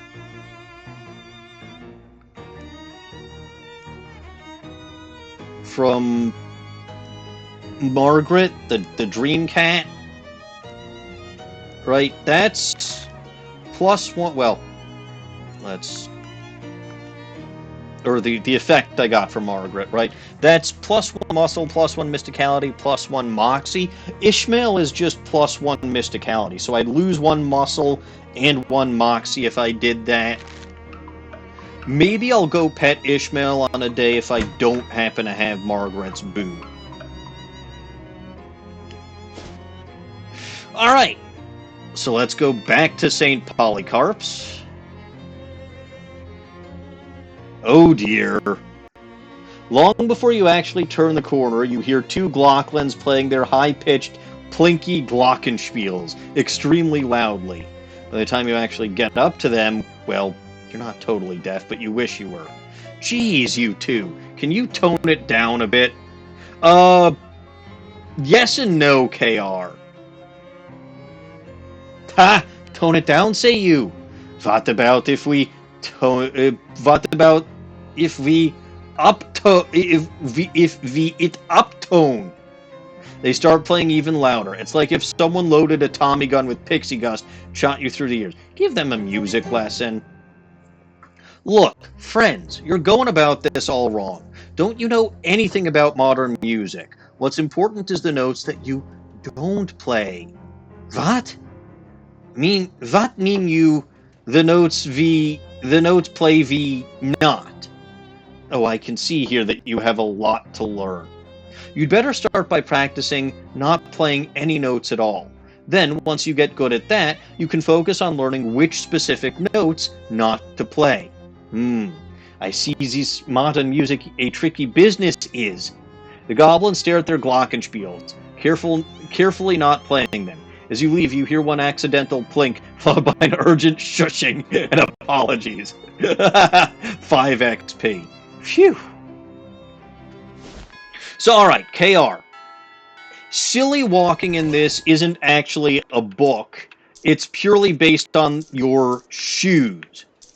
Right, so in this case, I'm wearing single shoe. I can also put on the heavy boots. Or I can put on... God, I hate how this works in this. I can put on my crab claws. So I can only do one stupid walk at a time, and the shoes don't give me any benefits other than this silly aesthetic. I mean, I like the aesthetic. I loved Stupid Walkin' from West of Loathing. Alright, let's put that urn back. Oops. Oh, actually, options, yes.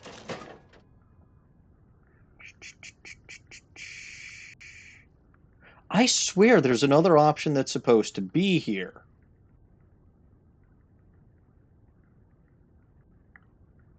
I swear there's another option that's supposed to be here.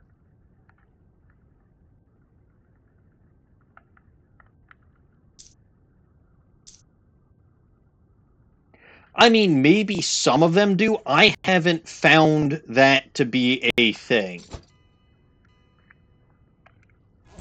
Alright, let's... How do I not... Urn of Cremains?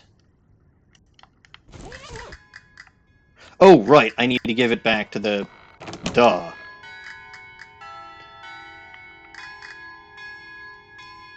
Oh, it's you. Have you found our missing ashes yet? I did. Here you go.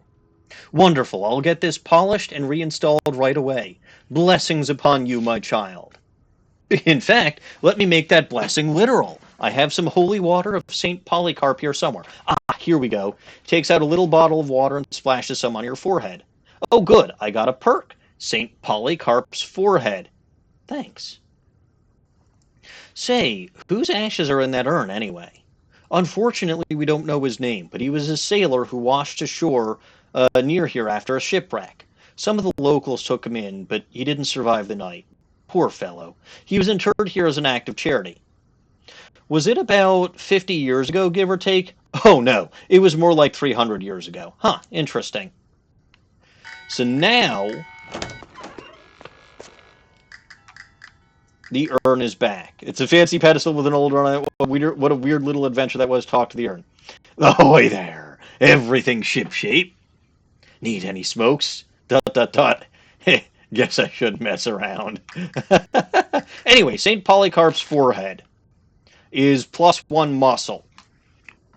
So if you do all of this, well, I wouldn't say all of the side quests, right? If you get Marvin his snackle cakes, if you talk to and get a reading from the fortune teller 3 times, and if you go through this whole thing with St. Polycarp's and get the urn back, you will have +1 to each of your M stats, which is nice. And that is permanent because it is a perk.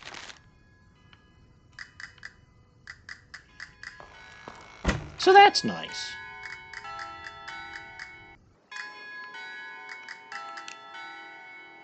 Alrighty. I'm going to wander around a bit more. So the fridge factory is technically where I'm supposed to go. Uh-oh. A couple of unruly young hooligans are standing on the street corner ahead of you. They're dressed in white chef's outfits, and one is practicing baseball bat swings with a large baguette while the other tosses a ball of dough from hand to hand. When they see you, they grin and move to block your path. Where do you think you're going, creep? This street is Doughboy turf. Fight 'em! Uh-oh. They got a tentacle. And that thing knocked out my friendly spider, which is great.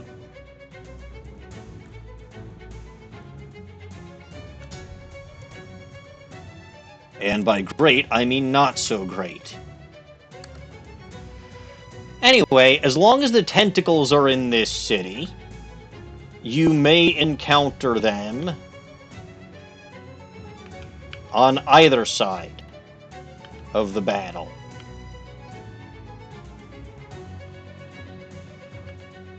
So that'll deal 4 damage, that deals 5 damage, this deals 11 damage.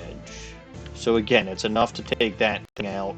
Even though this thing is an Arctic ankle biting spider, you note, and it deals cold damage, note that it doesn't actually get super affected by the hot damage, which is unfortunate.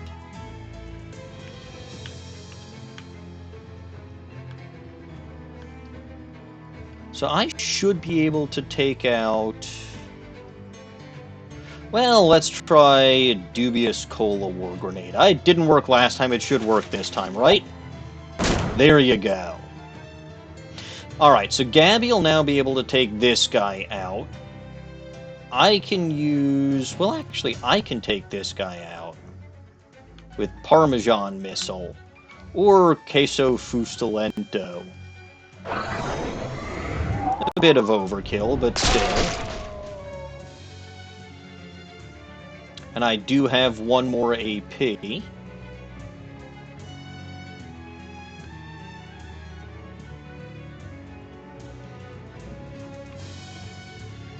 So let's deal with the tentacle.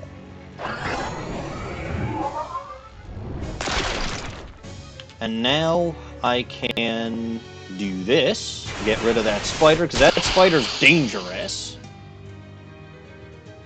And Gabby can bitch slap the tentacle for 4 damage.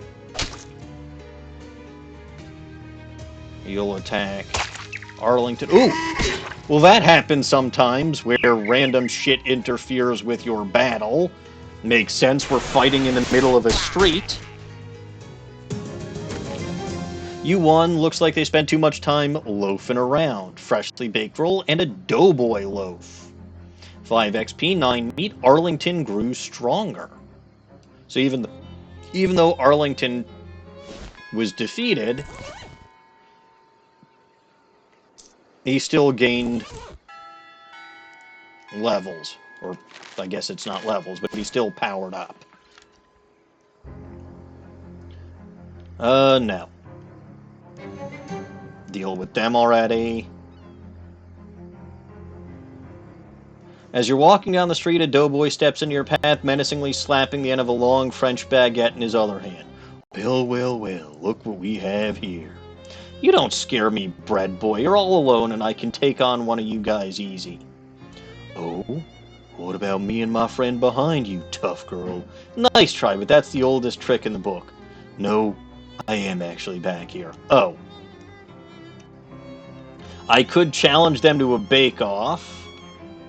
The Doughboys, I don't care about beating the shit out of them, and I get meat for it, so... What the... Oh, you attacked the spider. I see. Plus, I mean, my spider count only works if I see more spiders, right?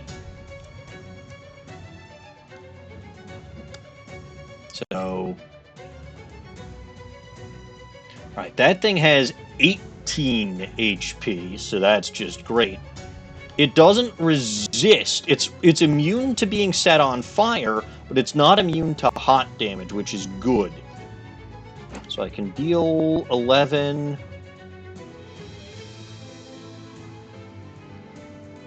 So I'm going to make my priority taking out that spider.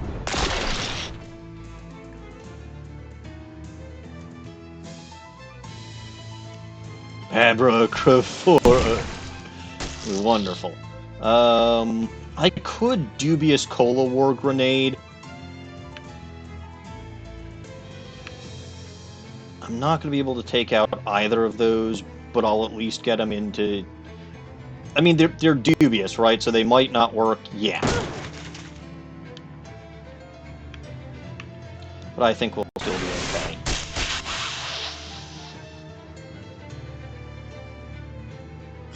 Spider takes that thing out. And Gabby... Heal me up, please, Gabby.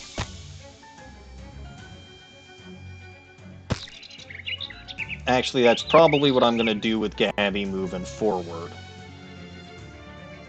So you'll note that I only regenerate 1 AP. So I can only use Queso Fustalento, or Parmesan Missile, or Curse Like a Sailor. That doesn't really matter which, because I'm going to be able to KO whoever it is that I attack.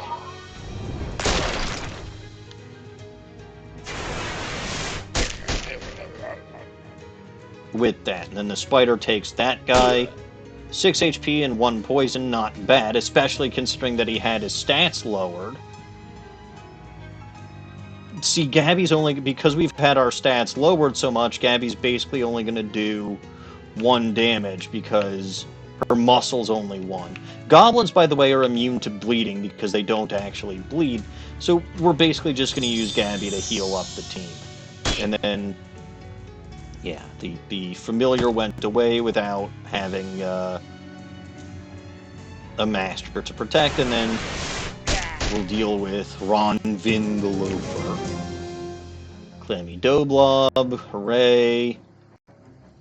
You're going to end up with a lot of duplicates of a lot of... You see an IRS agent through the window of a diner struggling with his paperwork. Oh good, correct his calculations. Popping the cap off a red pen, you lean through the window... over and make a few improvements to his work. You pat him on the head and walk off whistling as he shouts terrible curses at your back. Honestly, there wasn't all that much to correct. 6 XP. Hooray!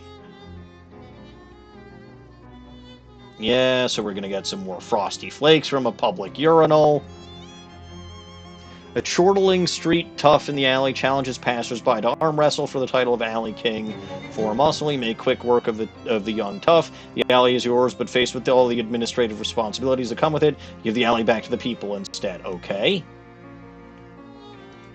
Ah, Glocklins. Well, here's an unusual sight. 4 Glocklins are playing their glockenspiels while doing some kind of traditional folk dance. It involves a lot of skipping and hopping and turning around in a square with precise timing, so they aren't paying any attention to you. Or to anything else, really. Join in!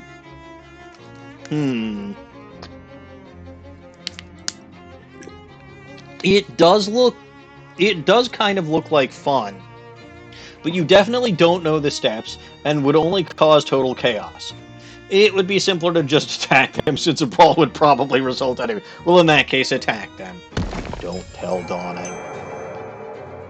Oh god, and they got a tentacle on their side by random chance. This sucks! This is what I get for attacking goblins.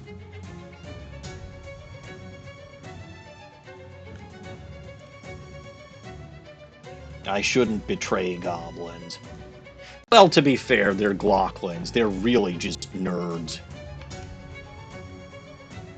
But yeah, they don't have a ton of HP, or at least most of them don't have a ton of HP.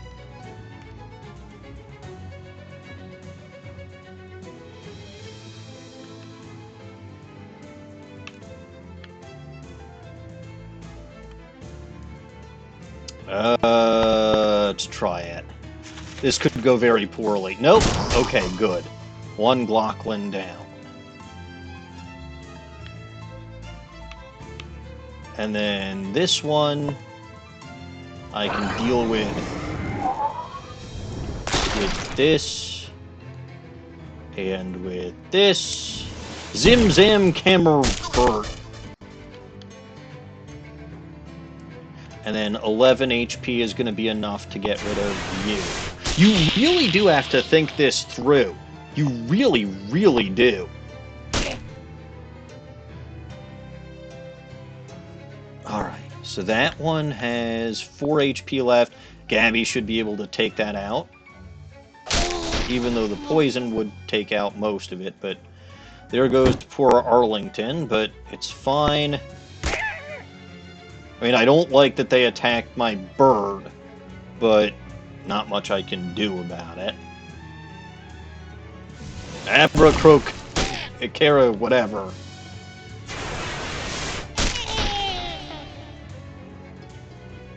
And you'll take that out, and we've finished. Hooray!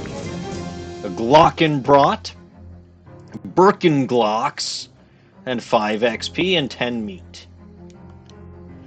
Let's see those Birkenglocks.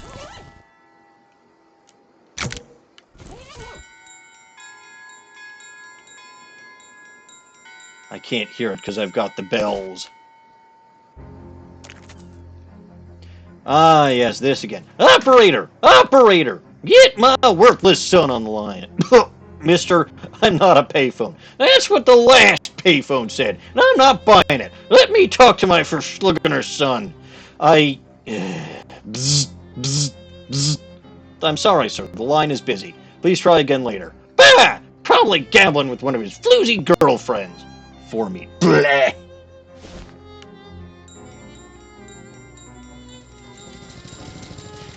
I mean, I can barely hear it.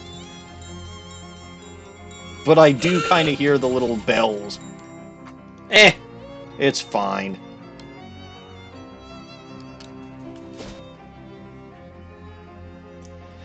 These guys again. Ooh, hey, another kind of spider.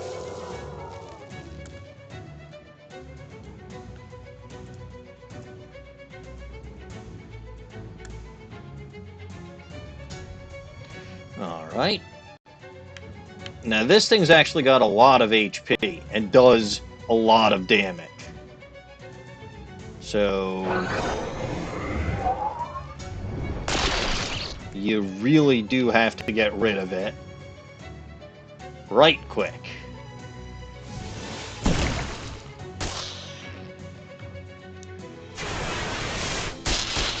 I think we'll be able to handle 2 Doughboys on our own.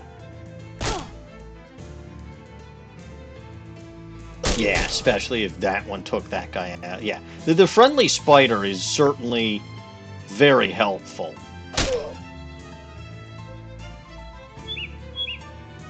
And we'll toss you with the tongs.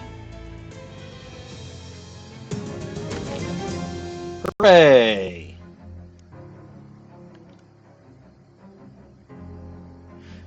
Aha! I don't think I have enough. No, still don't have 200 meat.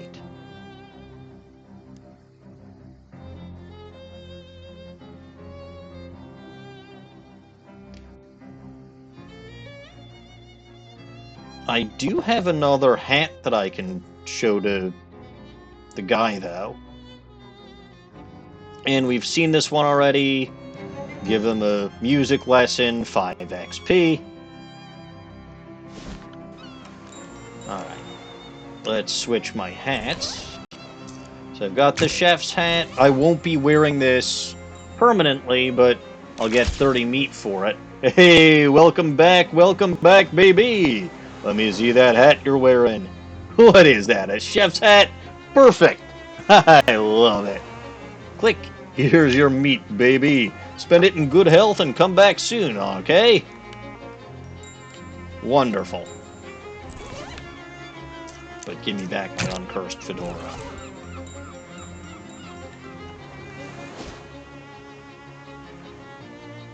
Aha!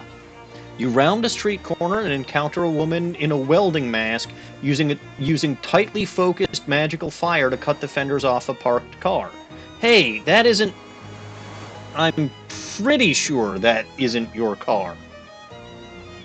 There's a polite cough behind you. You turn around to see a woman in oil-stained coveralls casually spinning a grease gun around in one finger. Is this your car, or no? Then it ain't your business, neither. So maybe we should teach you a little lesson about minding your business. You just said it isn't mine. Bewitch her. Listen. You gals are going about this all wrong. You'll get much more usable parts off this jalopy if you take it back to your garage first, instead of trying to strip it quick and dirty on the street before a cop shows up. Huh? Well, yeah, we usually do. But Hotwire Nancy's visiting her ma today. Well, good thing you met me then. You two go on ahead and get your tools ready. And I'll get the car there for you. You? What are you gonna do about it? Oh, just a little of the old hocus pocus. You waggle your fingers and a hubcap floats off the car and does a lazy orbit around your head. I'll just hover it there. It's no big thing. Used to do this for Uncle Mickey all the time whenever he'd flip his tractor over. Huh, well, finish the trick. Her grease gun sails out of her grasp and joins the hubcap spinning around your head. Two of them blink at you, then shrug at each other. All right, we'll go unlock the garage door. Don't take all day. You manage to wait until they're out of sight before dropping the hubcap and grease gun and panting heavily. Got the Tin Lizzie grease gun? Okay. Phew, suckers. Ah, those Tin Lizzies. I like the Tin Lizzies. Ah, okay, this again. If I try to join in, that's a problem, so we just attack them. Oh, hey, the tentacle is on my side now. And somehow my friendly spider had, like, partial HP. That still technically counts as a spider, though, so... That's 18.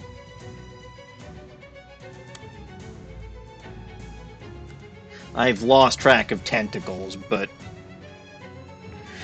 Alright, so yeah, the wetland... Well, okay, the wetlands barking spider is going to raise all of its companions' stats. I don't want that either. So we'll still get rid of that thing. Again, it's got a lot of HP. I don't trust any of these to work right now because I had 2 of them work so far. And it's just... They're dubious for a reason. I don't want to get myself into trouble.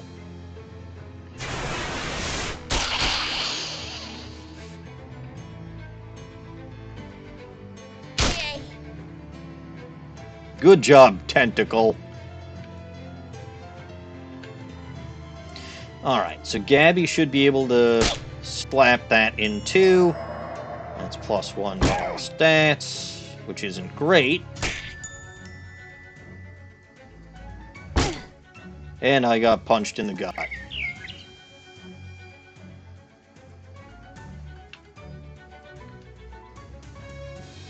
Well, I deal 12 damage proper, so... I can get rid of this thing.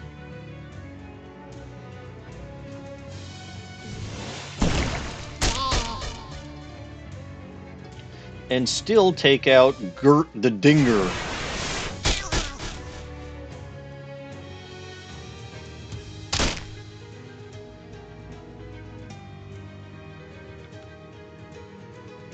Gabby can do that, but I'm just going to have Gabby do this.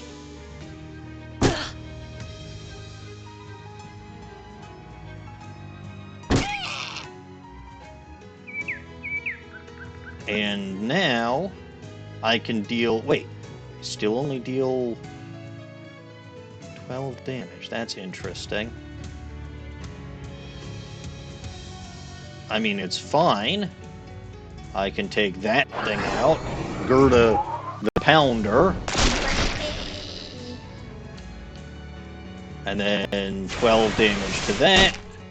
The tentacle goes in and finishes the job.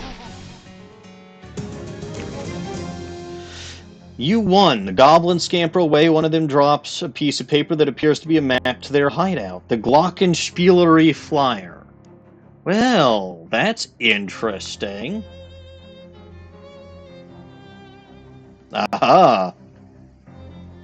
Here we go. You are unexpectedly surrounded by 3 Glocklins, menacingly playing their Glockenspiels at you, which is a real trick if you think about it. Hey, what gives? This is a muggery. We insist on it that you to all of us your meat give. What, all of it? That's crazy. I guess that is a little extreme. Say we instead 7 meat? Absolutely not. I am not going to be extorted by little goblins. If they're going to take my money, they have to pickpocket me, not try to actually rob me. But you will note that the last one gave me the address. Oh, hey. That's a dangerous one. The last fight that I did with the Glocklins gave me the address to their headquarters. You can take out every single one of the gangs in this city.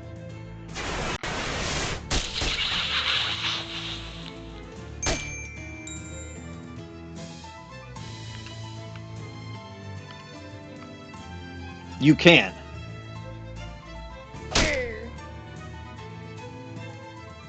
It does take some work. Or some stat increases. But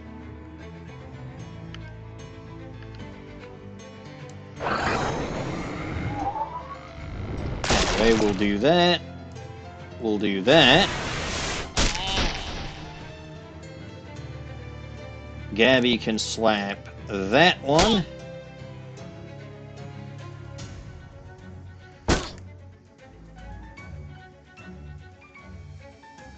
Now you are Parmesan Missile.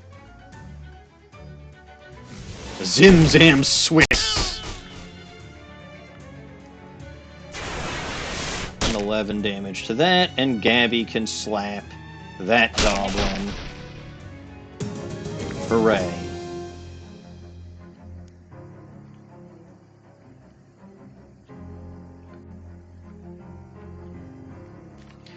Let's go to Mrs. Brewster's. Ah, Doughboy.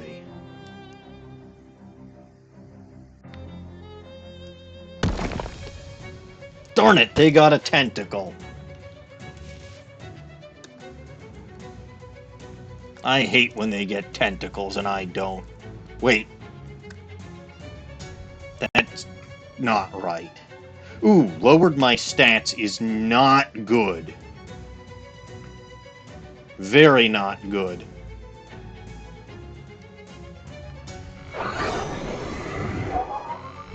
Bad Jaff the Loafer. I'm pretty sure it was you who did that.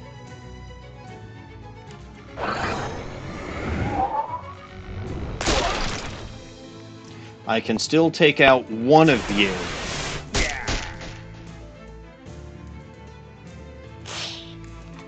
Which is fine.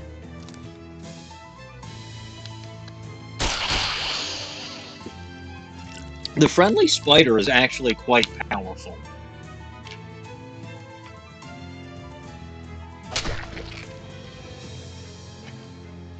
Not great.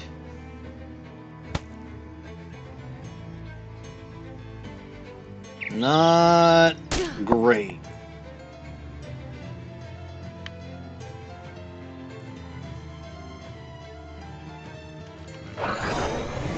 I can still take that thing out. Or that guy out. And then you'll take the familiar out, even though it was going to run away. That's fine. Gabby can slap the tentacle, which is not a euphemism.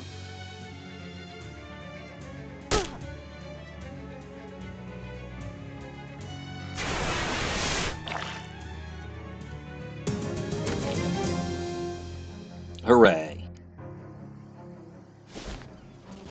Ah, Gabby has something to say.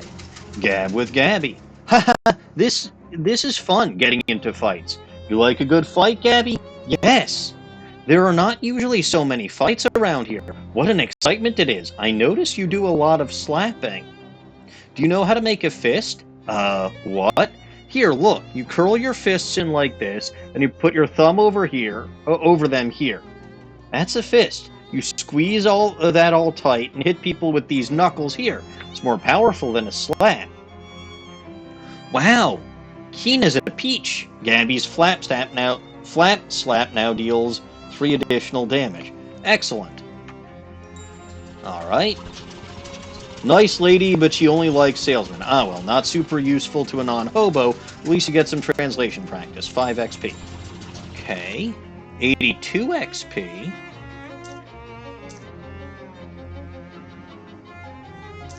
Swiss cunning sounds helpful.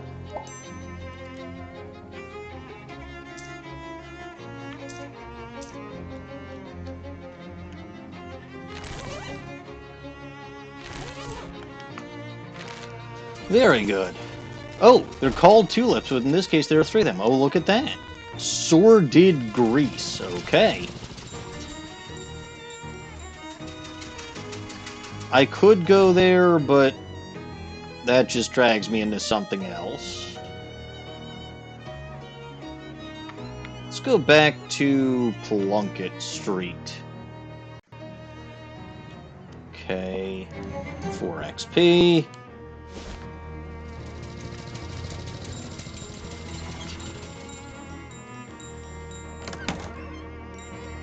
You've got some sardines, right? Yeah, government issue sardines.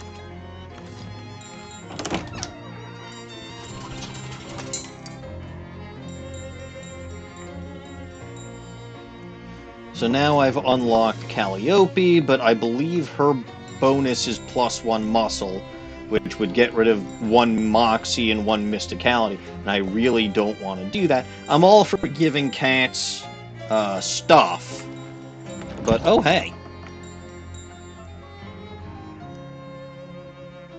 Huh. There's an old rag doll on the top shelf. Must have been left by the previous tenant. One of those weird rocks from Dirch's yard has made it to your room. That's probably fine. It is probably fine.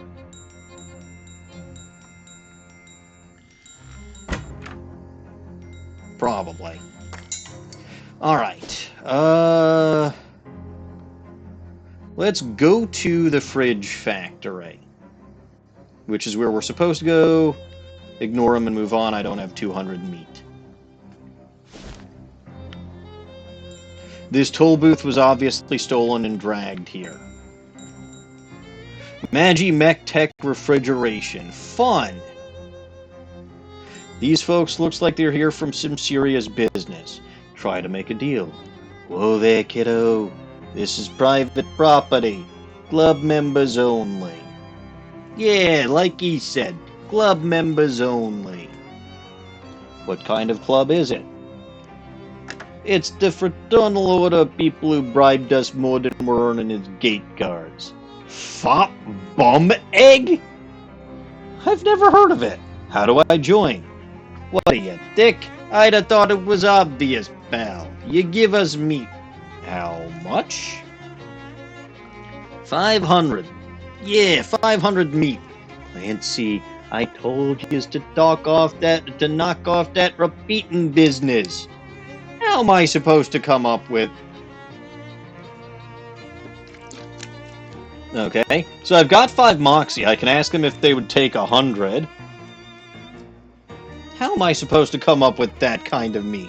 Ah, you could try panhandling with the other bums over in Gold Weight Park. Where's that? That's just north and west of here. You can't miss it. Alright. Yeah, you can't miss it.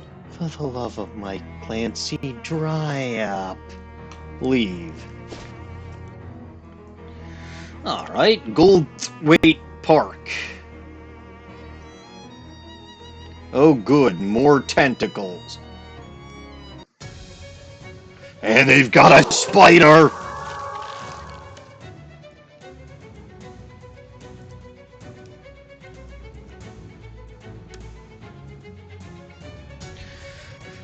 Alright, well, this is probably not a problem.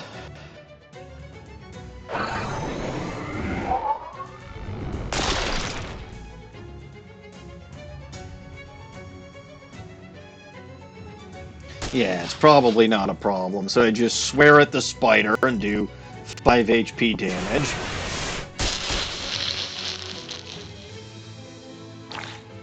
Oh no. Yeah, that's probably fine. And Gabby is going to be able to take one of those almost out by herself. And everyone wants to fling slime at poor Margaret.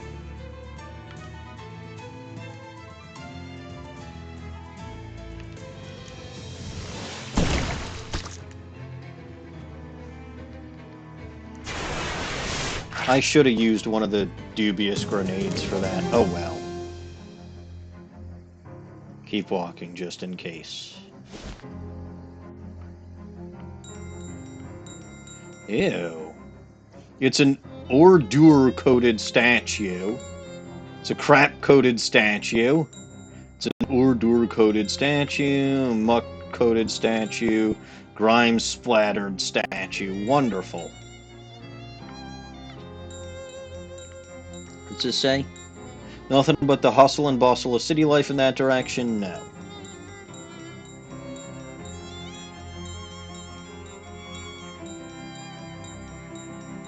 Ah. Mostly just trees and hobos out in that direction, yep. Sign about those pointy rocks. Read it. Presented to Goldthwaite Park, November 13th, 1922, by Margaret Ocean City Comptroller. Few of my favorite pointy rocks. Huh, looks like part of the sign has been graffitied. Yes, graffitied. Probably. The door to the botanical garden is locked. Probably they don't want any of the plants to escape. Sounds about right. Ooh. Soil in here seems especially sandy. Oh wait, that's just a pair of sandals. Aha! I got some sandals, eh? Footwear's made out of highly compacted sand. You like taking long walks with them, alright? Ah, I leave a trail of sand behind myself as I walk. Botanical Garden, Statue Plaza, Fountain Plaza, Lepidopterarium, Science Center. Fun. You know what? Let's go to the Science Center. Ooh. Never mind. A hobo. Little sign, not picture, that says, please don't throw meat in the fountain. It gets real gross. No fishing, huh? As there's no water in the fountain, you assume that means no fishing for compliments. Good advice. This hobo is really going to town on that oboe. Chat with him. Hey, miss, can you spare a little meat? I'll give him 50 meat. By the way, you want to, at the very least... Yes, it's Zoidberg. Anyway... what was I saying? You want to, at the very least, give him 10 meat. At least 10. 50 is over the top, but... Sure, here you go. His jaw drops. Holy cow, miss. Thank you. That's just surpassing kind is what that is. Mom always said I've got a heart made of meat. Well, I can't let this generosity go unrepaid. One custom oboe motif coming up. Oboe? Oh boy! He furrows his brow in concentration for a moment, then raises his oboe to his lips. He beams. Wow, that's terrific. Thanks. Leave him to his oboeing.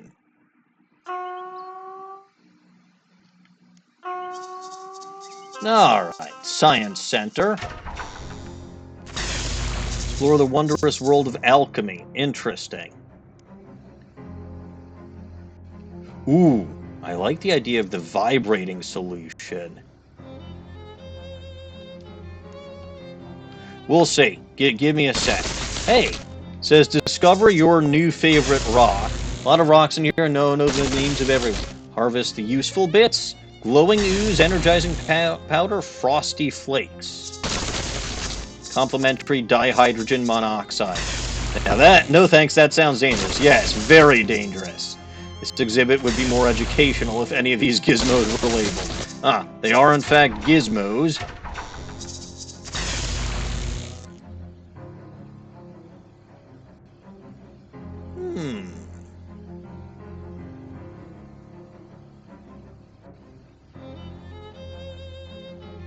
What potion do I currently have in effect?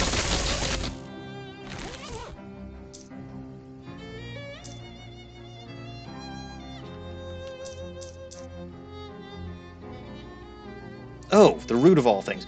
Yeah, I can deal with that. It's not bad, but it's not great. You don't trust that pendulum enough to get any closer. Check out this gigantic pendulum. Tesla coil versus Edison coil. What happens if I stand... Oh, no! Help! No! Oof. Stop that! This does not actually do anything insofar as I can tell. Seriously. I have not seen any benefit from standing here and getting zapped. Which is fair.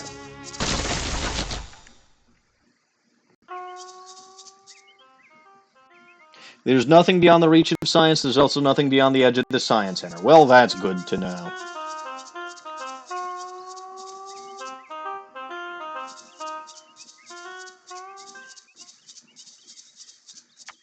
Huh.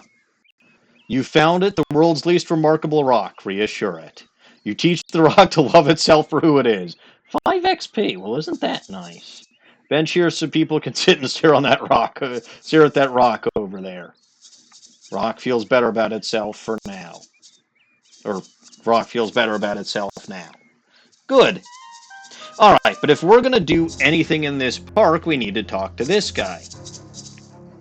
The park groundskeeper is inspecting a clipboard with the panic paralysis of someone who has so much work to do that he can't do any of it.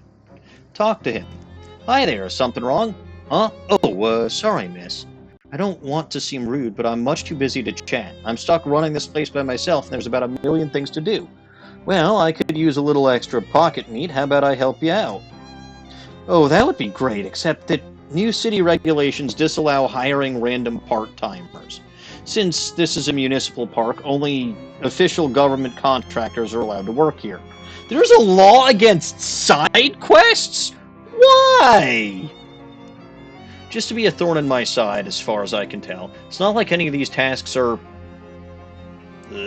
dangerous or anything. You got kind of a cagey look on your face when you said that. Okay, well, 2 of them are dangerous. That isn't even half. I submitted a request for help weeks ago, and I still haven't heard anything back. Well, you're in luck. I just happen to be an official government contractor. That would be terrific, but I am going to need to see some proof of that.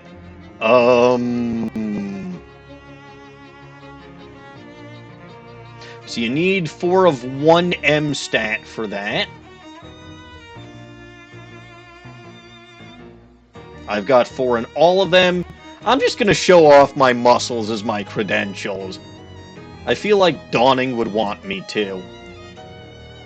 You give one of your biceps a hearty slap. See these muscles? That's pure government contractor beef, pal. Except no substitutes.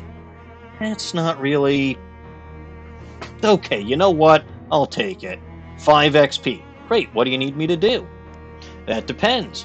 What kind of contractor are you? I'm a landscaper. Oh, perfect. Our carnivorous plant exhibition in the Botanical Gardens has gone out of control. Huh, when you say out of control, as in, this is less a job for pruning shears and more for a baseball bat with nails in it. Groundskeeper unlocks the maintenance shed behind him. Can't promise there's anything you'll need in here, but feel free to borrow whatever strikes your fancy. Well, I'll get right on that. Plate of homemade cookies. Grab one. Hey, a homemade cookie. This has more charm than those newfangled factory-made ones. Increases your physical armor by 1 until you eat something else. Good. Shelf laden with miscellaneous junk. Check it out. Junk mail match paperclip. All right.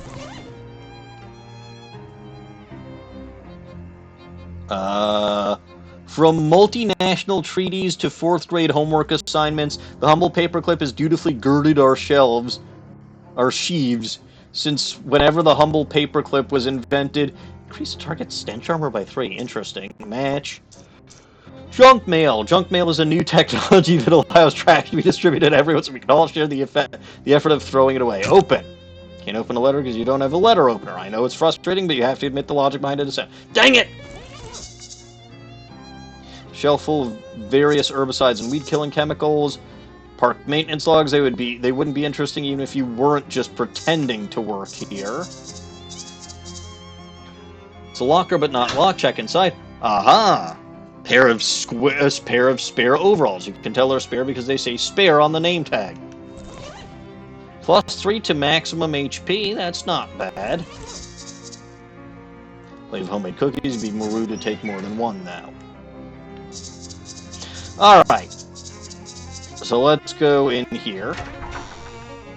You enter the botanical garden to find it overrun by dangerous-looking weeds. Yikes!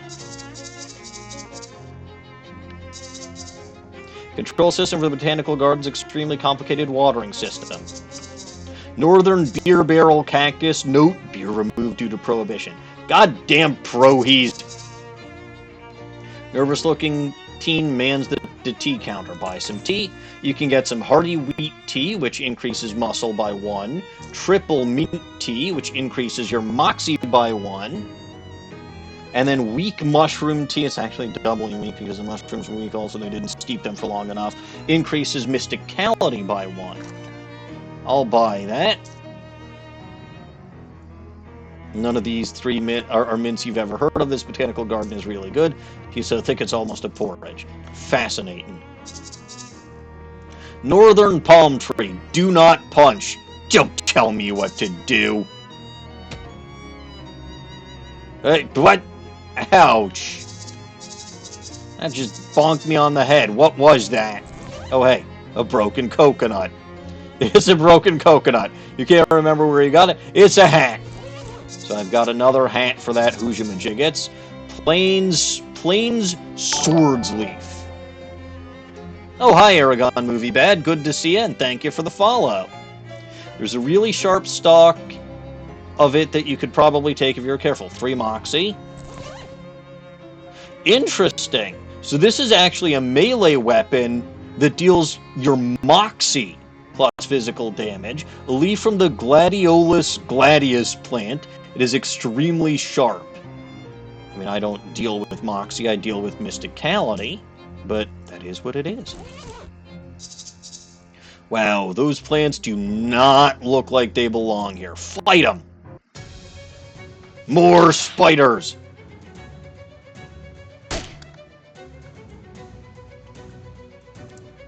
There are going to be a ton of these that we encounter before we're done here.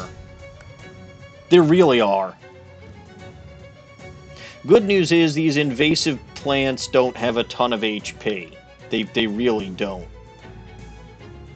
So I can take them out with my abilities. And I'll take this one out. Hocus Monstrocious. Then I can take another one of them out, or I can take out that spider. We'll take out the spider. And it decreased all of the stats. Darn it. But that's still enough to take that out. And Gabby can only do 5 damage now because her muscle was lowered, but that's fine. What the hell did... And I'll just take that out, and that should deal with this one. You have successfully weeded the botanical garden, 7 XP. Joshua Tree, named for its discoverer, David E. Tree. Wetlands Nasty Bramble, donated by a patron with no regard for the safety of staff.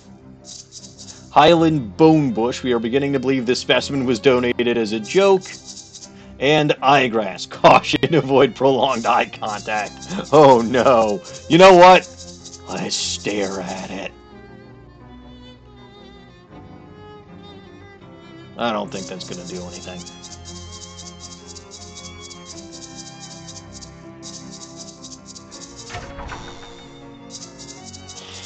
Alright, took care of that. I dealt with your botanical uprising. Well, good. Here's your official city payment. 75 meat, 5 XP. I am a statue polisher? Oh, thank God. I sure wasn't looking forward to doing that job. I think the birds must be eating leftovers from the old Snackle Cakes factory. It's horrible. ... Here's a rag. Alright, a statue wiping rag. One of Joplin's less popular works. So let's see. If we go here, crap splattered statue requires stench armor. So you need 1 stench armor for all of that. And luckily for me, I believe I have... Where'd that go? Lit Balm. Oh wait, that's Sleaze armor. Where do I even have any stench armor? I don't think I have any stench armor. Huh, oh yeah, the cheap balloon. That'll work. You spray the entire bottle of cologne all over yourself, gain an effect you could smell worse. Ugh. Alright. There you go, now you can get a good look at the statue. It's a statue of Corinthia Beschenbussel. Read the inscription. Corinthia Beschenbussel, mayor of Ocean City, 1805-1823, credited with putting Ocean City on the map by suggesting, maybe we should build a dock or something so boats can park here. There we go, now you can get a good look at it. It's a statue of a Cola War soldier. Read the inscription. War doesn't always change. May the forces of the Red continue to dominate and refresh forever. Forevermore. Dedicated 1919 by the National Cola Association. There we go, now you can get a good look at it. Statue of a Cola War soldier, the soldier of a new generation. Here's to all those brave boys in blue who took the ultimate challenge, dedicated in 1919 by the Ocean City VCW. A crap-splattered statue. Alright, now you can get a good look at it. It's a granite sculpture of an owl skeleton. Read the inscription. This statue, hand-chiseled from photo reference and enchanted to drive away mice, was gifted to Ocean City in 1902 by Hobart Boopert. Remember that Hobart Boopert is a character from West of Loathing that wanted to see an owl skeleton. And we gave him his wish. And now he donated this owl skeleton to Oldthwaite Park in Ocean City. Alright, so who's this guy? Daniel Ocean. Interesting. Daniel Ocean founded Ocean City in 1770, and on his deathbed in 1804 requested that visitors to this monument only view the statue from the left, as he felt that was his better side. Okay, well, I'm going to look at it from this side. Ooh, what are you going to do? Well, fine. Statues have been cleaned, sir. I got those nasty statues cleaned. Thanks for that amazing opportunity. No need to thank me. I was happy to provide an opportunity to a working stiff. Here's your official city payment. I am a plumber? Well, that's plumb convenient. Our fountain stopped running because it requires a real specific water pressure. Pressure we get in from that municipal water supply has gotten unreliable lately, so we need someone to go down and adjust, and I'll unlock the manhole for you. Okay, sounds easy enough, except I'm a woman. But alright, caretaker unlock the hatch for you. Climb down. The note says, stop messing with these switches. Fountain does not work unless the pressure is exactly 40 gallons per minute. 50 57 gallons per minute. Well, let's turn that off. 7 gallons. Turn that off. Should be 0. Oh, no, 1 gallon per minute. 3 gallons per minute. 15. 45. 65. 50.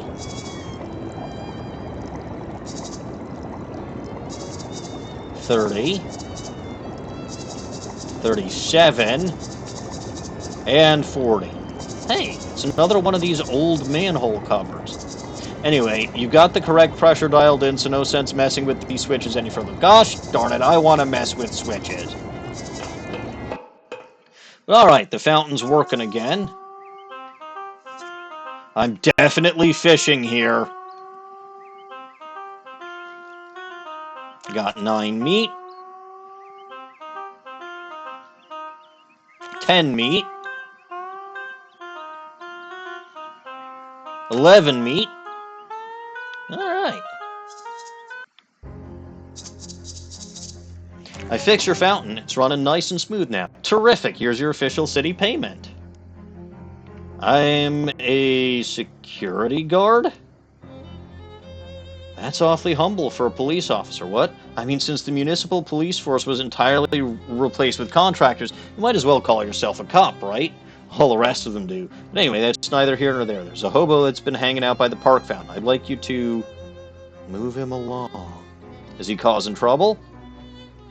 No, not as such. Everyone likes him, but busking in the park is against city ordinance, and rules are rules, you know. Well, alright, fine.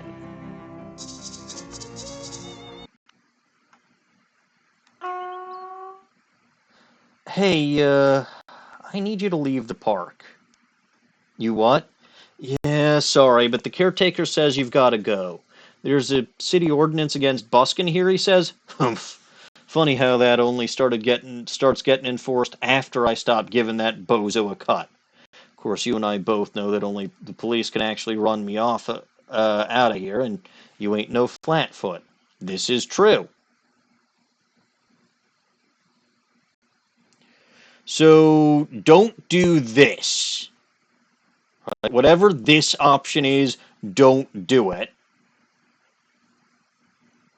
You could ask him to leave as a favor for you if you gave him 10 or 50 meat. Could also say make it worth your while. I'm going to say that anyway. I'm not going to assume, but like, yeah, I gave him 50 meat, so leaving as a favor to me would be something he would do. But I could make it worth your while. Ah, shucks, friend. I suppose I owe you a favor anyhow. So don't worry about it. I can find somewhere else to honk this horn. Great, thanks. Problem solved. Alright. No, you know what? Let's go to the Science Center. I want...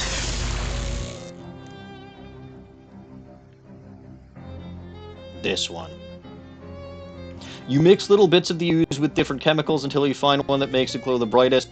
You got an item, nuclear tincture. Excellent. Stop making potions. If this tube of green liquid is still glowing in 70 years, it'll be a good thing to take to a rave. Hooray. You drink the tincture. Almost immediately, green light starts pouring out of all your pores and shining out of both your shins. Hooray, you gain an effect. Healthy glow. Alright. Nice. 9 mysticality. Go figure.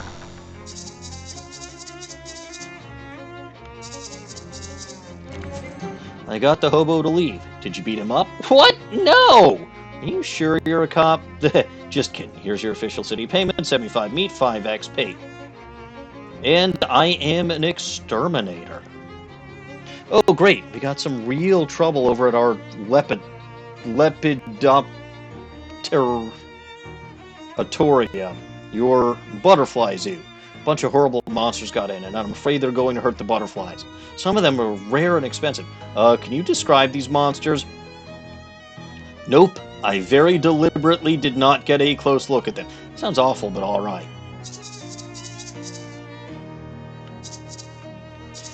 Alright. So let's go here. It's the Leppy, the butterfly zoo. Go in. Oh, wow. Those things do look kind of evil.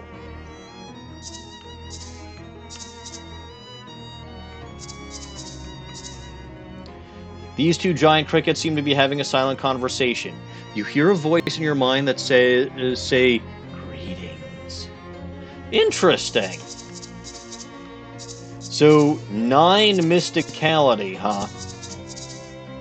Yeah, no. There was a reason that I specifically wanted 9 mysticality. So that I could communicate with the cricket. Do not be alarmed, human. Neither you nor your colorful pets will be harmed. We merely seek information on this location and your people. Ah, okay. I was not expecting a cricket to be this articulate. Or psychic. Or man-sized, but I was kind of already... I was already kind of getting over that.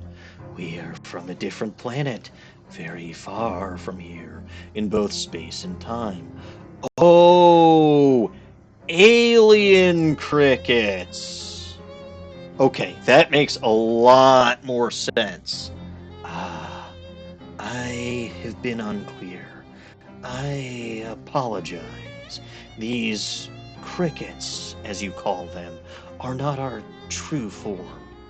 We are projecting our wills into your time and commandeering the bodies of these creatures for our mission. So you're saying there are giant man-sized crickets just running around here normally? Yes. Is that news to you? That's very interesting. I will add it to the data. What kind of information are you looking for? Ultimately, we seek a certain person, one who has great power due to the decisions they will make now and in the near future, one who has the power to save this world and perhaps also our own. What, like a destined prophesied hero, that sort of thing? Not in the sense you mean. There is no divine bloodline or mystical inevitability at work here, merely an ordinary person who will happen to be in the right place at the right time and therefore have the opportunity to choose. We call this person the protagonist. I have a bad feeling you might be talking about me. Oh yeah, that's me. That's so totally me. The cricket makes an odd gesture, and a glinting image like a hallucination of a crystal appears between its hands. We must speak to you in more detail, but not here. Please, touch this crystal. I'ma touch it! You feel your body being ripped into a billion tiny pieces. Oh shit. It doesn't feel as bad as it sounds, but it's still pretty bad. Oh no! What the fuck?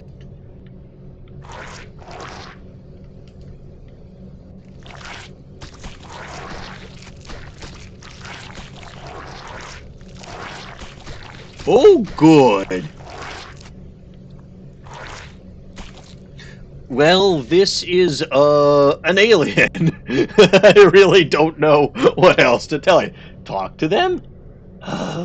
Hi there. Hello, human. Welcome to our spaceship. What happened to me? Do not be alarmed. Your mind has been transferred from your body into the body of one of our crew. This is much, much simpler than transporting your physical body through space and time. Will my body be okay while I'm gone? Yes. We'll keep an eye on it for you. They switched places with you. I'm not sure how I feel about that. You need not worry. They are very chill and respectful of boundaries. Okay. Who are you guys? I should leave the broad details to our captain. But as for myself, my name is Nice to meet you, Yigzerg Porch. My name is Margaret. Margaret Eckelberg. Nice to meet you, Margaret. Nice purse. Thank you, although I prefer to call it a messenger bag. What are you keeping it? Items you would not comprehend. And snacks. Nice. What's this one tentacle for? Excuse me? Excuse me? The one with, like, 4 trumpets at the end? That's... We don't generally talk about that. Oh. Oh. Yes, Bugmite, it is funny the way they're trying... Look, I don't even bother trying to pronounce any of these names, but yes, some reason I'm on an alien starship or something. Oh, is that your butt? Our butts? Among other things. Geez, sorry, I'm new. Nah, I get it. We're good. I sure hope I'm not here long enough to figure out how to use it. Good grief. Okay, see you later.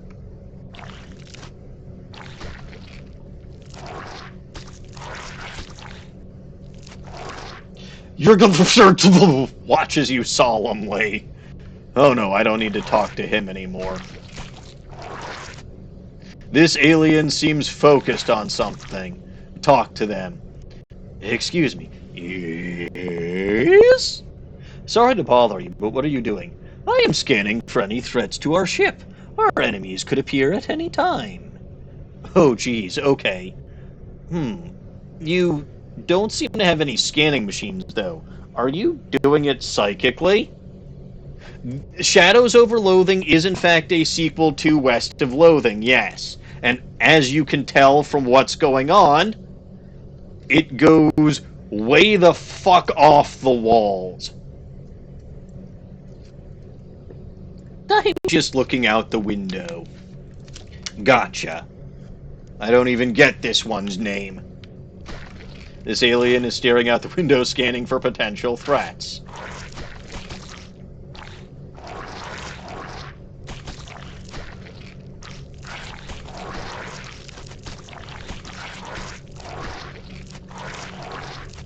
Yeah, so West of Loathing took place in 1895. This game takes place in 1928. In the same universe. No, it's not in space, right? This part here... Well, first of all, it's something that you can only do if you happen to have 9 mysticality and don't kill the crickets. In my first playthrough of the game, because it's very unlikely for you to actually have 9 mysticality at this point in the game, and I don't think that you can even hear them say greetings, right? I think the only option that you have if you don't have 9 mysticality is to beat them up. So I beat up the crickets the first time I played this game, which is unfortunate. Anyway, there was another one of these weird aliens with a funny-looking hat over here. That's probably the captain.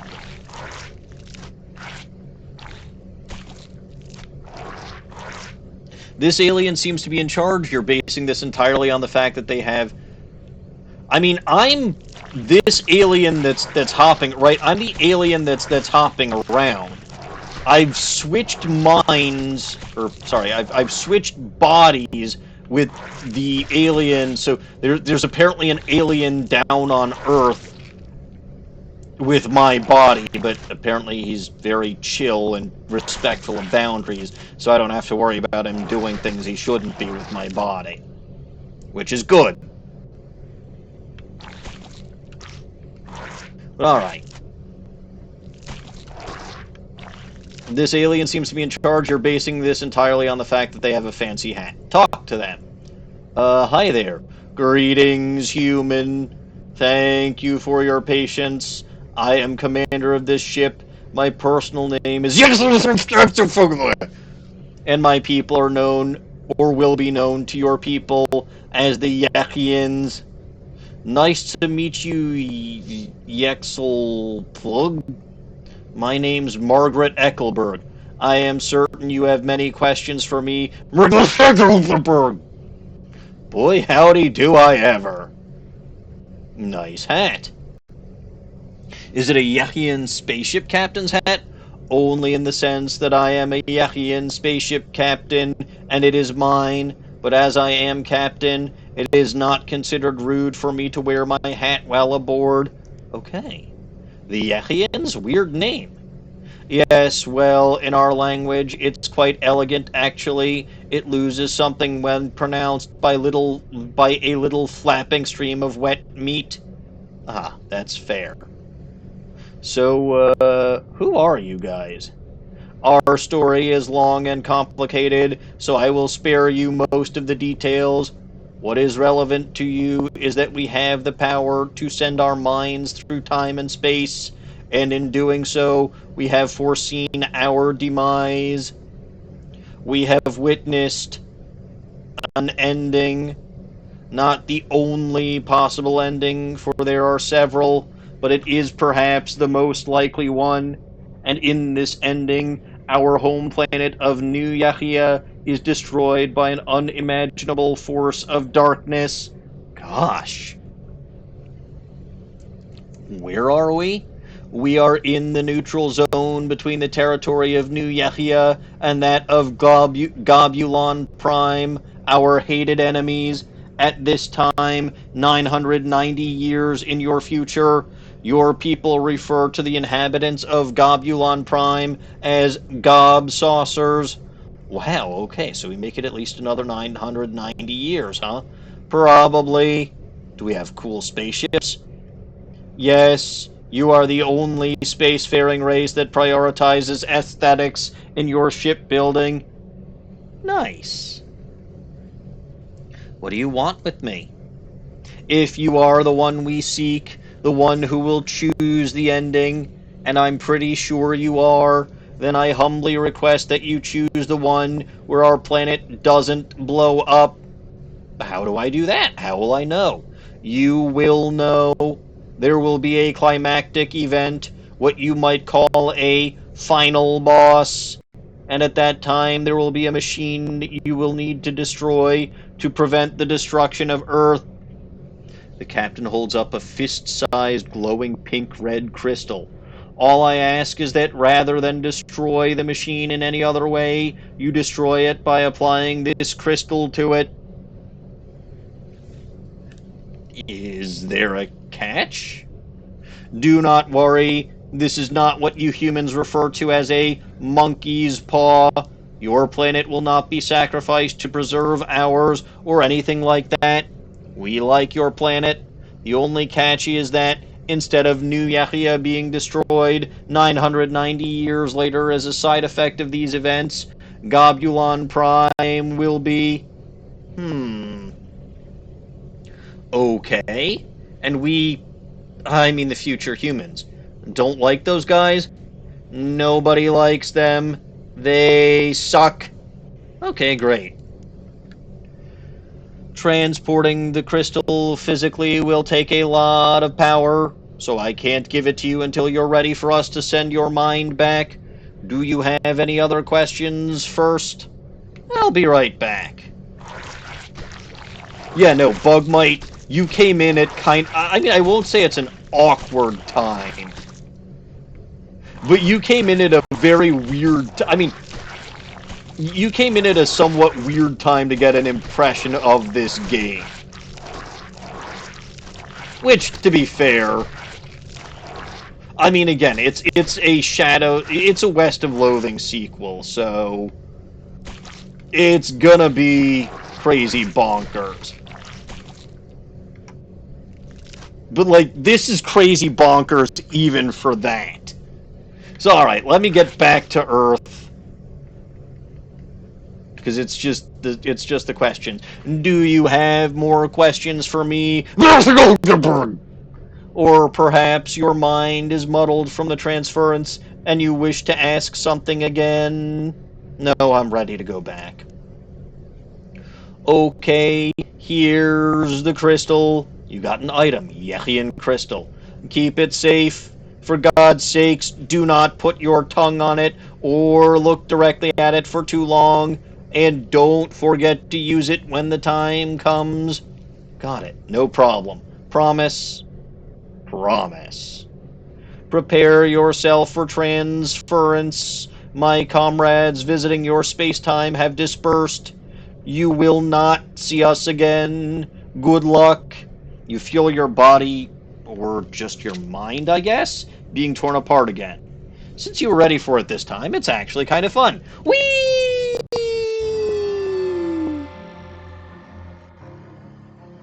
Oh yeah, no, the dialogue is really funny, but yeah, no, those evil crickets are gone, and I can fish in the bird bath for butterflies. Got some nasty goo. You're going to avoid careful consideration of this object. Is it still a bird bath if it's for butterflies?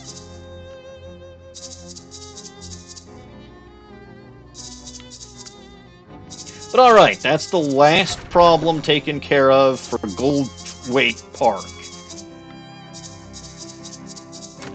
I got rid of the ghost monsters in the Lepidotrophium, or whatever. Did you know they were actually giant? I don't want to know what they were, thanks. I like to sleep at night. Here's your official city payment. Alright, thanks. The groundskeeper smiles at you. Thanks for all your thanks for all the help. Goldthwaite Park's looking ship-shape thanks to you. Here, take this for your trouble. It's been in the lost and found for years. If whoever lost it was going to find it, they'd have found it by now. Okay, I got an item, Inside Out Ring of Weakness? The hell does that do? Oh. That sounds bad. When you put this on, you're technically the only person not wearing it. Anyway, Yechian crystal. Captain said you'll know what to do with this when the time... Sorry, the captain said you'll know what to do with this time crystal when the time crystal time comes. Wonderful.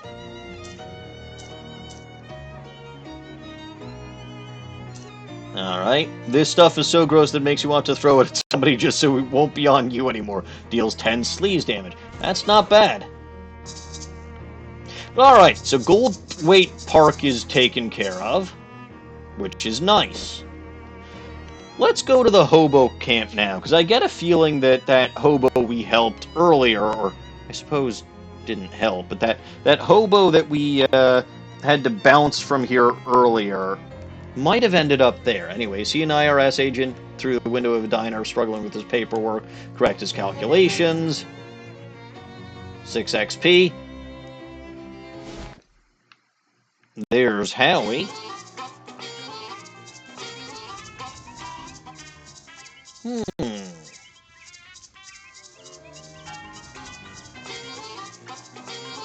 Ah, here he is.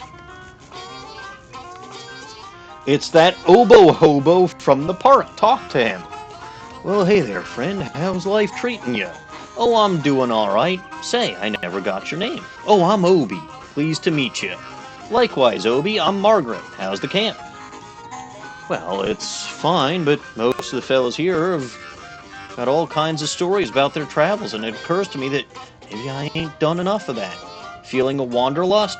Well, no, maybe I wouldn't put it quite that strong. Let's say wanderthirst.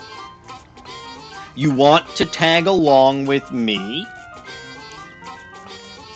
My weird new job investigating spooky antiques seems to involve a fair amount of travel. Well, now, you're a pretty cool cat, and that does sound interesting. All right, I'm in. So he'll only join you as a companion if you gave him at least 10 meat at Goldthwaite Park when you first met him, and you didn't bewitch, bamboozle, or brag to get him out. You have to be nice to him to get him as a potential companion. Are we heading out now, or do you want me to wait for you someplace? Now's as good a time as any. Now, unfortunately, you can only have one companion on hand at a time. So since I'm taking Obi with me, Gabby is going to go back to the speakeasy, Oliver's place. Hey, Gabby, mind waiting for me at Oliver's place? Okay, you have it. All right, let's hit it. Hit it! So now Obi is here. And you can also ask him about hobo code. Say, Obi, do you know anything about hobo code? Sure, doll, I know a glyph or two. He pulls a scrap of paper out of his oboe case and shows you a few symbols you hadn't seen before. Swell, thanks, Chew the Fat. Are you from Ocean City originally, Obi? Nah, I was born in upstate New York. What town? You wouldn't have heard of it. Nowheresville. Man, I split that scene as soon as I was old enough to stick out my thumb. Doesn't sound like you miss it, much. What's to miss? I got the whole world stretched out in front of me. Keep small talking. So, why an oboe and why not, a saxophone? The sax is a righteous instrument. There's just something special about the tone and trill of an oboe. It's like a ray of sunshine coming down from heaven. Wow! Also, it breaks down in a case the size of a library book. You ever try to carry a saxophone in a bindle? Flap your gums a bit more. How's the hobo life treating you, Obi? Well, I won't say I got no complaints. There's never a dull moment. Why, you thinking of joining up? Considering all my luggage burned up in a mysterious fire and I'm sleeping in the back room of a shady antique store, I kind of feel like I already have. Well, heck, we'll have you riding the rails in no time. Alright, so yay, second companion. Let's give this companion a try, see if we can't find any. Well, no, not these ones. Again, you don't want to battle the fish people. I will gladly battle the Doughboys, though. And hey, I got a friendly tentacle. Also, 2 more spiders. Aw, that spider killed my bird. Well, defeated my bird. That's just horrible. But alright. Loafers, loafers, loafers, and then we've got this thing. Stolen magma spider. Can deal 15 hot damage with that. That's not bad. So I can bomb you with a Parmesan missile. Now you're within KO range. And this one... it's 3 poison. Ah, but you've got stench damage resistance, so we'll sleaze damage you instead. And then I can take this one out like so. Alright, so Obi here has his Hot Lick, which will play a Hot Lick and deals 3 hot damage. Or he's got Reed Slice, which deals 1 physical damage and causes 1 bleeding. I am in combat, yes. I was just showing off Obi's abilities. So, bleeding, poison, and on fire are basically ways to deal residual damage to an opponent. So strictly speaking, right, Reed Slice might be the better option if it's going to be a long-term thing, but if you can KO someone with Hot Licks, you're probably better off doing that. Now, I'm not sure when Bon the Flower Stormer is going to attack, but since he's poisoned enough to KO him, I'm just going to go after his Dough Baby instead. And the tentacle killed him anyway, so no worries there. I can't control the tentacle, I can't control the friendly spider, but they are my allies, and then just do this. Oh! Okay, Bugmite, you don't know. So, I am physically incapable of using my left thumb right now. Let me explain, or more accurately, let me show you why. This is why.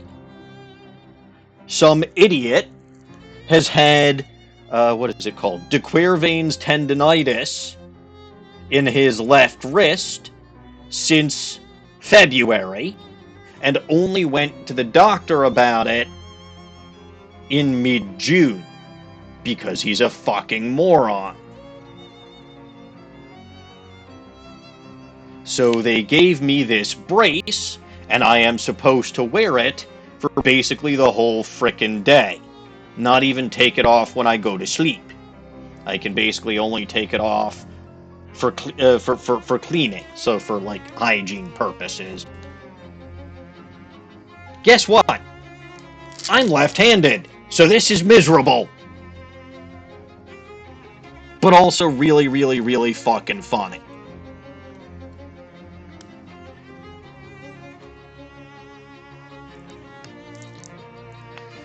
Alright, so that's Obi's abilities. Attack the Glocklins.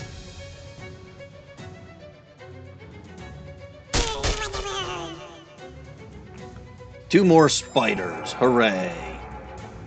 So I gotta actually go back and find that. Also, FYI, Bugmite, I will show this after this battle. Oh, actually, no. I can show this now, because I can still pull up options. The only reason that I am seeing so many spiders is because I specifically selected arachnophilia as an option.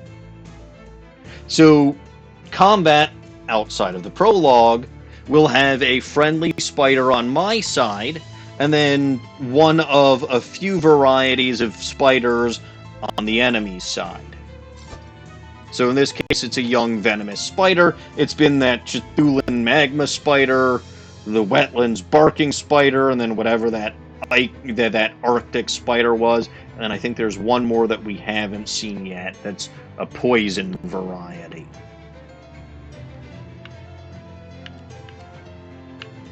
Anyway, stench damage. So, if you're familiar with West of Loathing, or if you were around for part of my West of Loathing streams, which I believe you were, you'll remember that the player classes in that game were Cow Puncher, Snake Oiler, and Bean Slinger. In this game, we had Pig Skinner, Jazz Agent, and Cheese Wizard. And I am a Cheese Wizard. As for why I am playing as a female, it's because... Oh, that sometimes happens too, which is funny. As for why I am playing as a female, it's because Return of MCH was here last week, and I asked him which face I should use. And he chose this one. So hooray. Operator! Operator! Get my worthless son on the line. Mister, I am not a payphone. That's what the last payphone said, and I'm not buying it. Let me talk to my Verschlugener son. Bzz, bzz, bzz. I'm sorry, sir. The line is busy. Please try again later. Bah! Probably gambling with one of his floozy girlfriends. Shuffles off angrily. You get 4 meat. Bleh. I mean, he might have. He probably did. I don't care one way or another. I had an M name. So, He also is the one who got the last name Eckelberg, as a reference to the eyes of T.J. Eckelberg from The Great Gatsby. I had an M name for a male choice, and I had an M name for a female choice. I wasn't too concerned about it one way or another. Anyway, what am I doing, and why am I doing?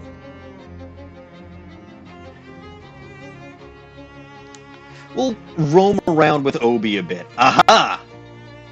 So here's a unique thing that he has, too. Obi stops at the entrance to an alley and looks around. Hold on a second. I'm hearing a familiar melody. I don't hear anything. I mean in a metaphorical sort of way.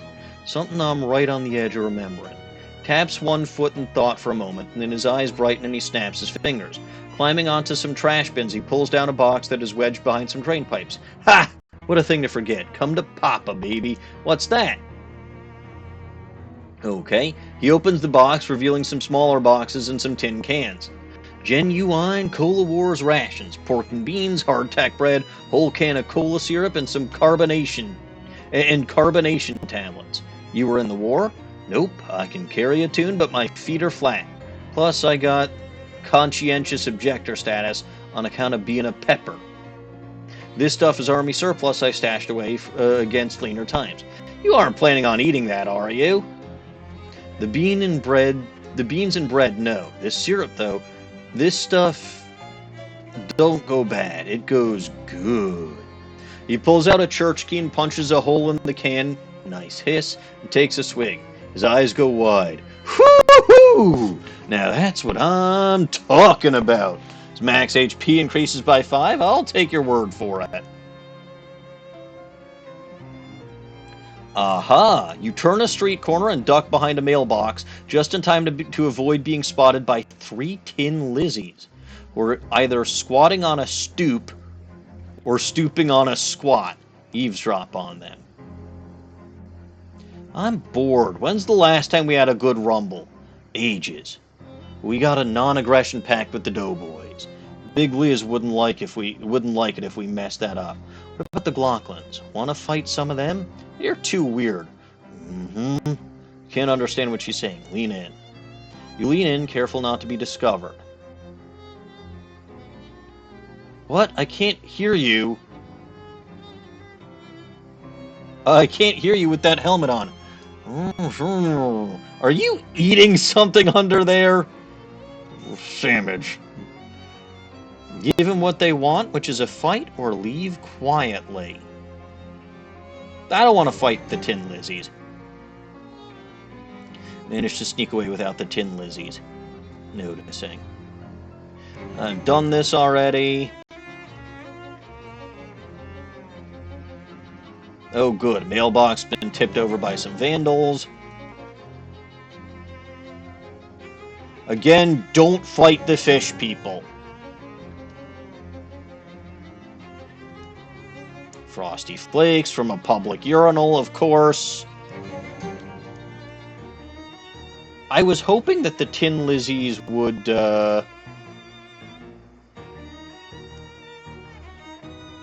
lead me back to their base, because I want to find that.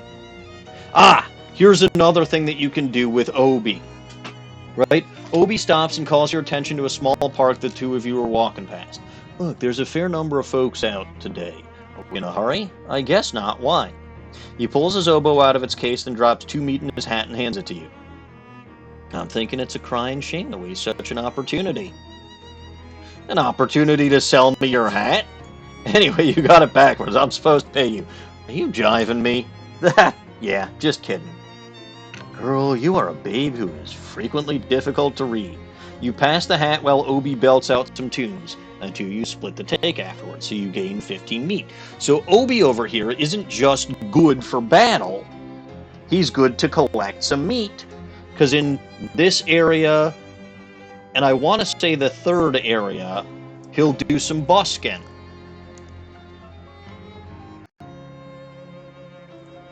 Stupid fish people, I don't want to fight you.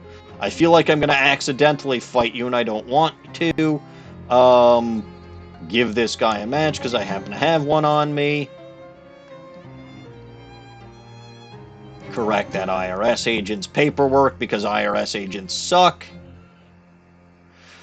Oh boy, a man on the street does a big theatrical double take as you pass. Just wanted to get another look at you. Hey, whoa now, how's the weather up there? Up where? You're taller than me. Up on the property ladder. I almost can't see you up there. My only home is the sea, and she's not for sale. Gee whiz, well I hope to join you on the wide sarsaparilla sea soon enough. But a fellow like me's got to sell if he wants in on the property ladder. Luckily the product I got nearly sells itself. Nearly? I do have to put in a little legwork, but look, paperclip. Bam! That's a paperclip. Is it ever? I don't know if I need a paperclip right now. Guess your documents keep themselves from flying off in the wind. Guess your nose secures itself against wild odors. Yeah, I'll pass, thank you. You're passing, all right. On the offer of a lifetime, but that's all right, that's all right. Got a good feeling next time I see you, it'll be on a houseboat next door.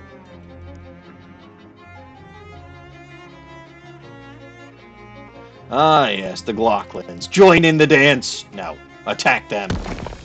Ah, damn it, they got a tentacle. I need to deal with those tentacles at some point.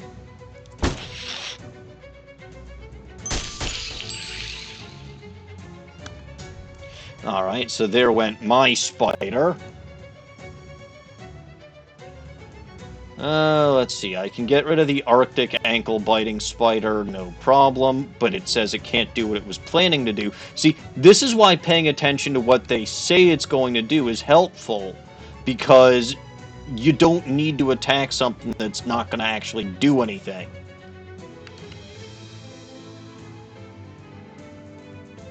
Alright, now's as good a time as any to try to blow some shit up with a Cola Wars Hoosiamajiggets. It's probably going to explode on... Yep. Fine. That's okay, I can take this one out anyway.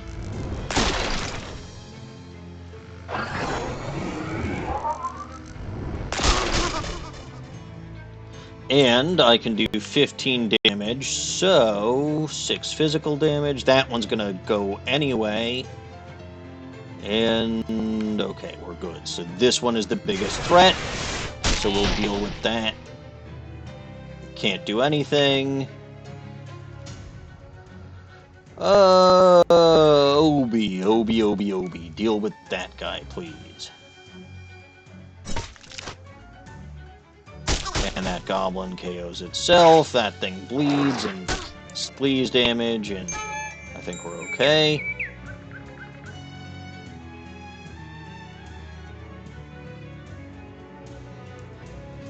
I can curse like a sailor at that thing.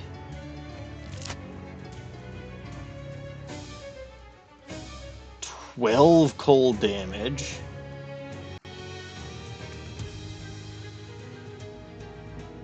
Let's get rid of that thing. And then Obi, because that thing is immune to bleeding. It got hit by a car. And we're good. But yeah, combat is a lot more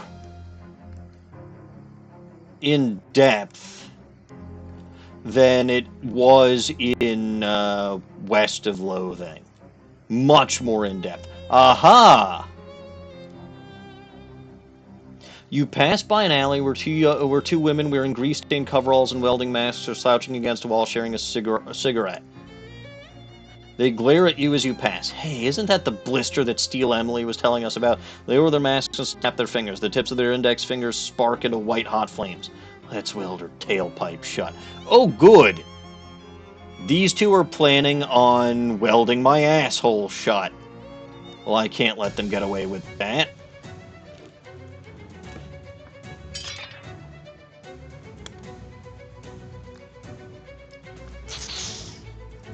I do actually think that I have to fight the Tin Lizzies to get to their headquarters, so we might do that. Actually, I think we will do that next time.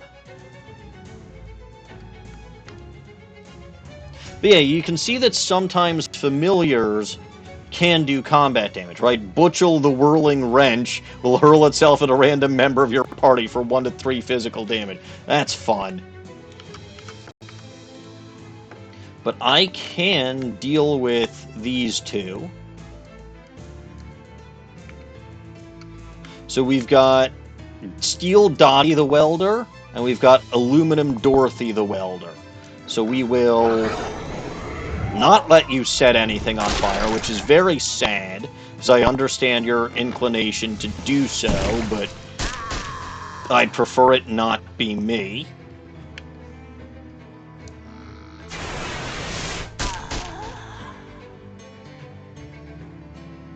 And because what this familiar does isn't dependent on having their master around, they stick around even if their master is gone. So the Doughboys, right, their little dough babies or whatever it is, those go away because the only thing they do is heal up their masters.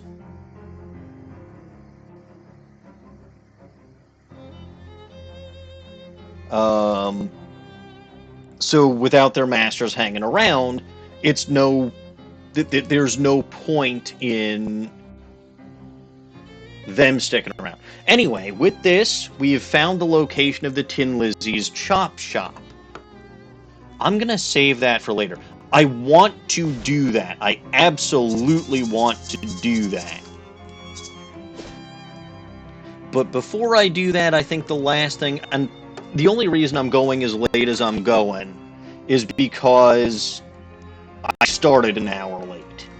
And I started an hour late because, well, again, I was sitting here at 7:20, and then all of a sudden I got a text from my parents saying that they needed some help. Anyway, seems this house used to be quite nice. Tall ceilings, nice wallpaper, fancy molding everywhere. Now, however, the wallpaper is peeling, the plaster is crumbling, and there's tentacles poking out everywhere. It's a real fixer-upper. Hello? Anyone call for a tentacle exterminator? I don't think anyone called for a tentacle exterminator. But if you want to do some pro bono extermination anyway, I also don't think anyone's going to stop you. Well, except maybe the tentacles. Let's go! Alright, tentacles, tentacles, tentacles everywhere. But there's a toilet over there.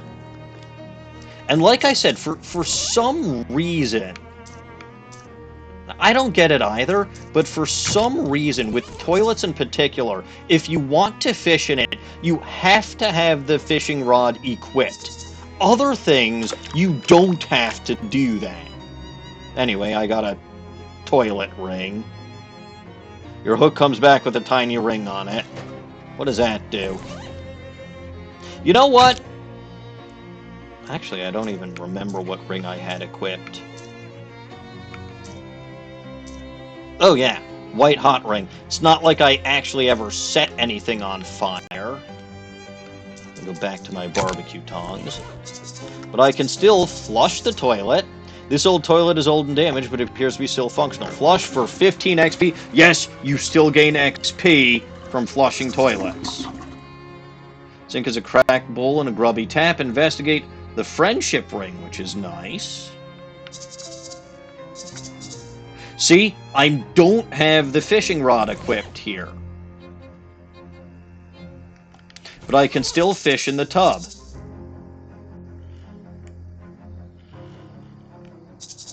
A glob of wet hair, which is gross.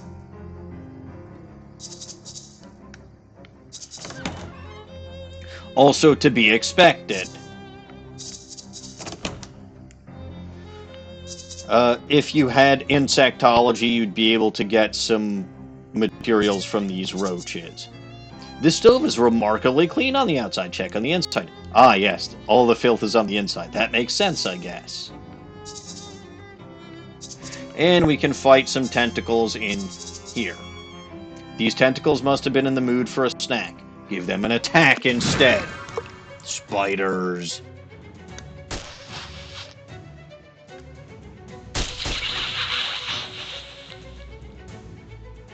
Alright, oh hey. The enemy spider is dead. That's nice. And I should be able to get rid of these two tentacles myself without my companion.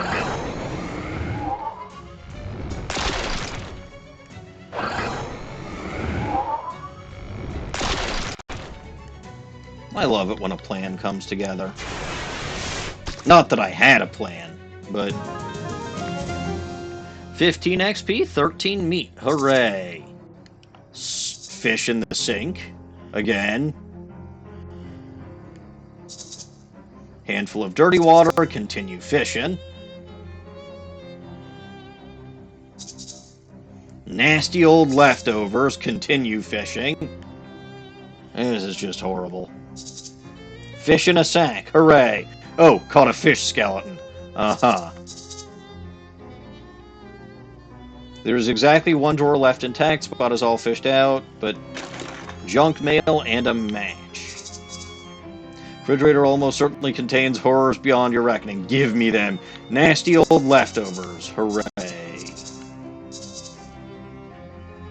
This cupboard is bare, also it's a refrigerator, not a cupboard. Fun. Alright, 3 tentacles have erupted from the floorboards here. Interrupt the eruptors. More spider! Lots more spider. Like, this spider counter will end up very, very high.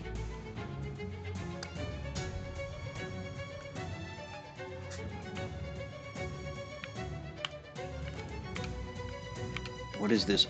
I want to target the Arctic spider. There we go. Alright, so I can't take that out with my abilities, but I can take out one tentacle and the Arctic spider.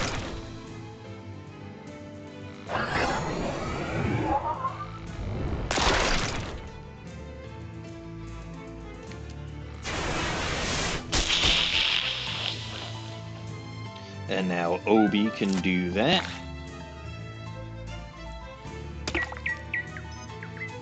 And the spider's gonna take care of that tentacle. Hooray! Excellent.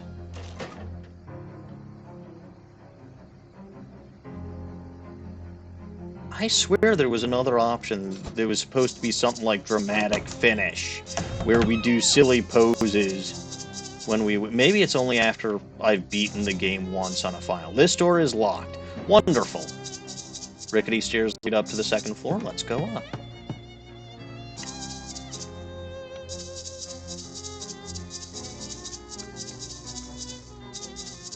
Alright, let's see in here.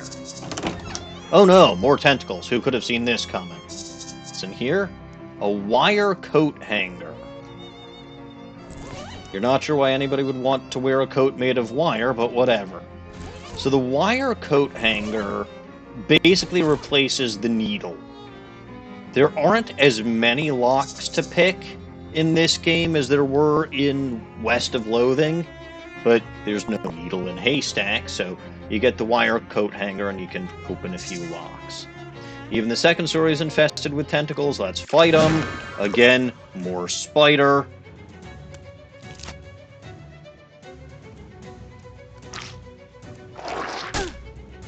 Uh-oh. Well, poor Arlington.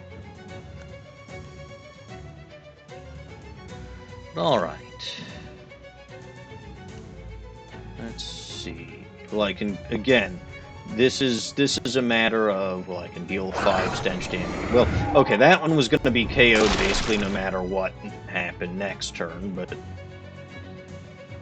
5 stench damage to you. Then with your 2 poison, you aren't a threat anymore. And then we'll do that. See, there you go, because of the poison. Obi can do that. Spider can do that. And we're good. Hooray. Surprisingly clean wardrobe. Can't even begin to guess what kind of furniture this was. Sure I can. A desk chair? A bed table. The secretary. A rocking chair.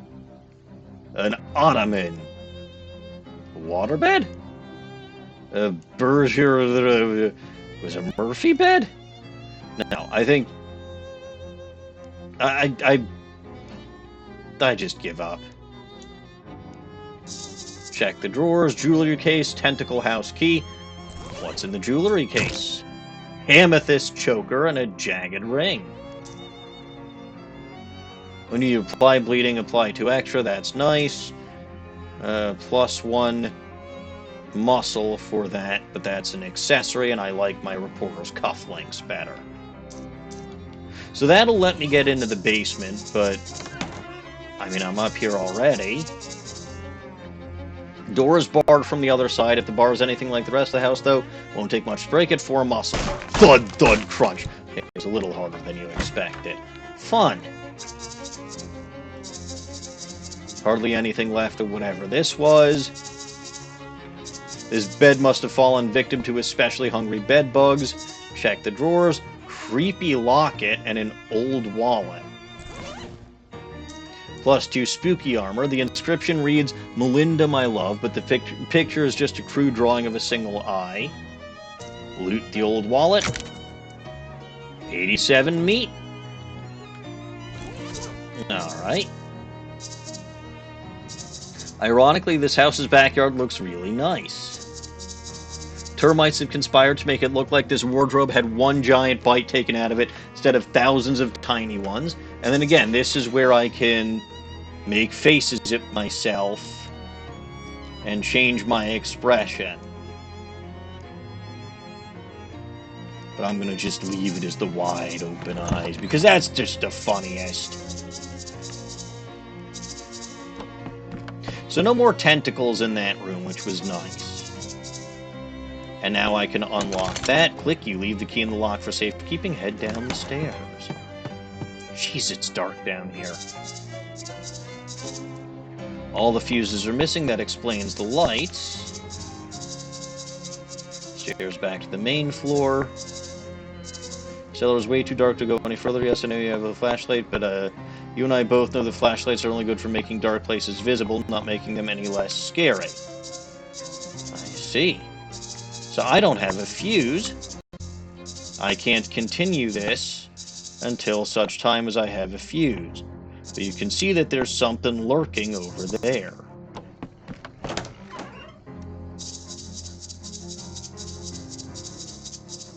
I don't believe that there's any way to get a fuse from this house. I don't actually remember where to get a fuse from. I don't think they sell it at the, Oh, there actually is probably one at the chop shop. Or probably at least one at the chop shop. But we're not going there. We're not fighting you.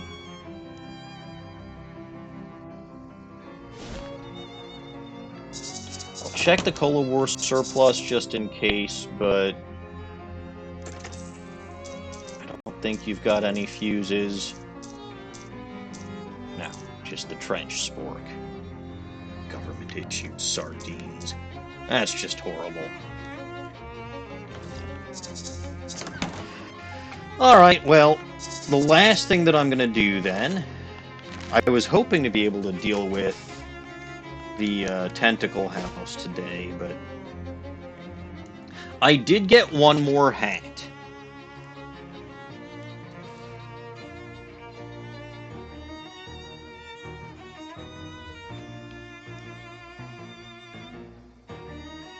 We bewitch. And then Greasy Wrench. Don't worry, I'll go to the chop shop. Don't worry, ladies. Alright, hats. I've got a broken coconut. By the way, chef's hat, it doesn't matter that it's physically a different hat. He's gotten a picture of me in the chef's hat before, so it's fine. The last 3 photos that he's taken of you will be up on the top. So when I do this... Right now, it's the one with the coconut hat. So that's fun. But we're going back to my uncursed fedora, because I like my uncursed fedora. Now, I technically have more than enough meat to deal with the mafiosos at the fridge factory. I do. I could. I'm not gonna.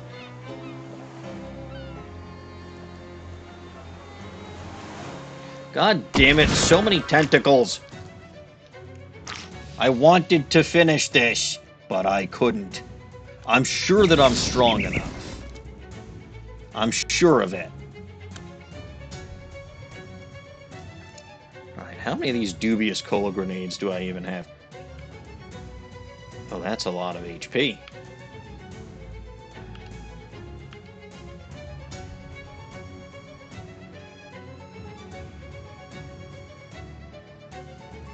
Try it. Kaboom! Right in my face. Not great.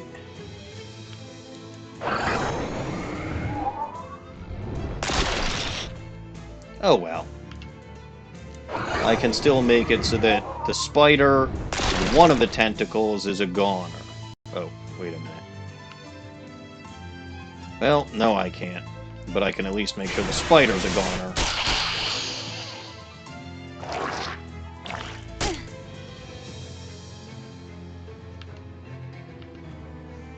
Obi, deal with that, please.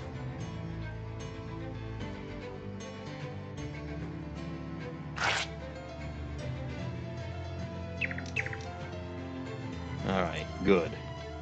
Let's take that one out by swearing at it. And then deal with that. Good.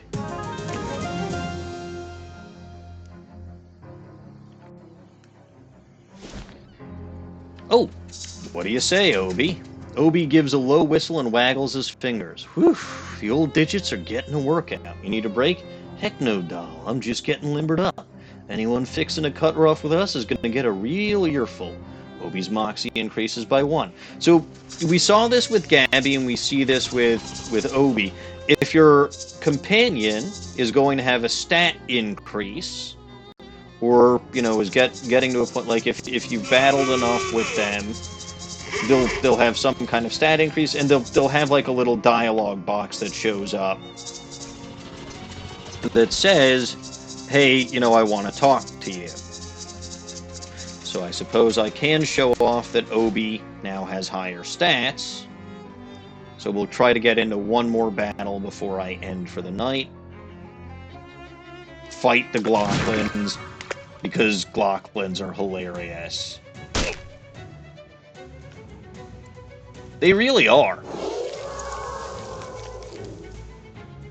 Alright, what do we got? So this one is... yeah, that one is basically toast.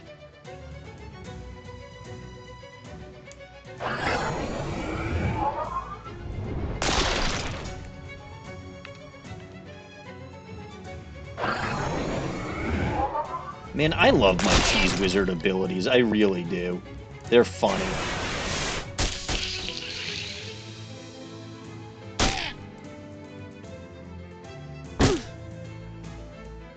See, Obi now deals 4 hot damage, though the Reed Slice only deals 1 and 1 still, but I think that's because it deals with his muscle, not his mystic, not his moxie. But like, that'll be fine, and then that Glocklin dies, and this Glocklin dies. Although, to be fair, combat doesn't actually kill, it just knocks him out, as was evidenced when I was dealing with the Tin Lizzies, who I waited until they, you know, until they woke up from being unconscious and trailed them back to their chop shop.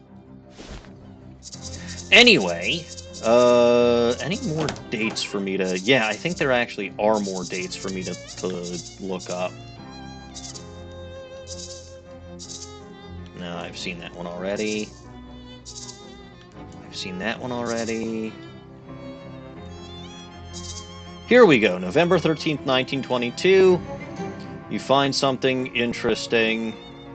10 XP. This morning, new sculpture was revealed in Goldthwaite Park, donated by Ocean City Comptroller... I forgot that that name was Margaret. Margaret! The sculpture, which consists of 5 jagged pointed rocks arranged in a rough circle and a small concrete plinth, has been variously described as avant-garde, thrillingly pointy, and fine, I guess. Wait, are you writing this down? Hi, Mom! By interested onlookers. Well, okay then. How much XP do I have? 175. Good lord.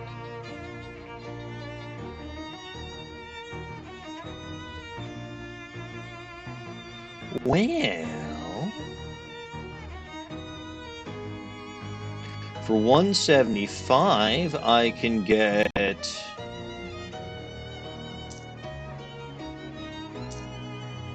Ooh, I almost want Pecorino Bravado. You don't have to get these in order, by the way.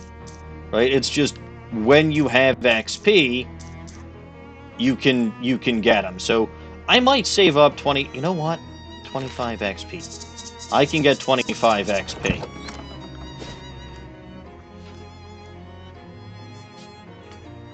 I'll get some of them by dealing with these guys. Because these guys are nerds. 46, I believe. Alright, what was I doing?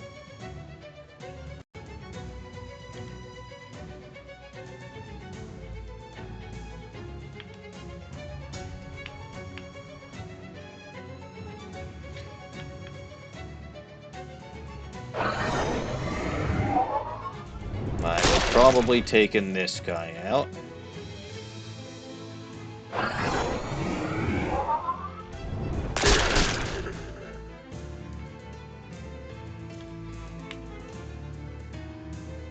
And then I can take that guy out. Loaf bash. Stop loafing around, would you? Ah, -1 mysticalities. Not great.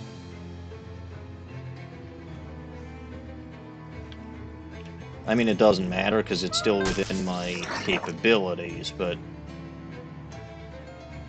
Excellent. Alright, we'll be fine.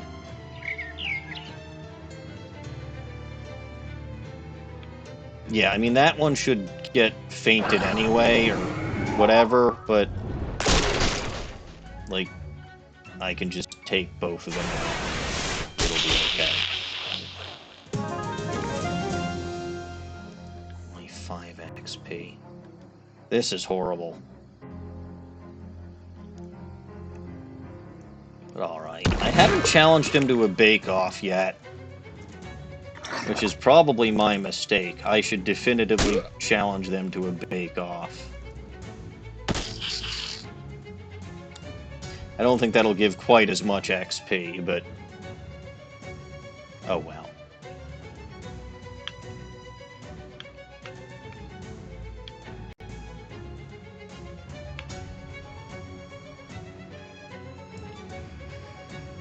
Let's see.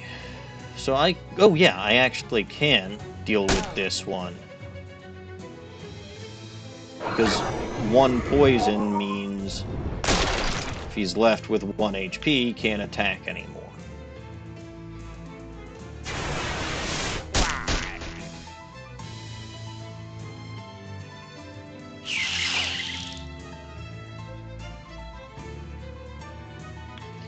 And Obi can deal with this thing.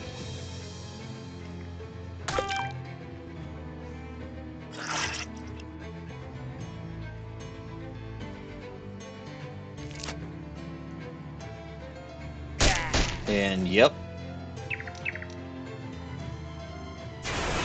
Go Kersplat. Man, experience grinding in this takes a while.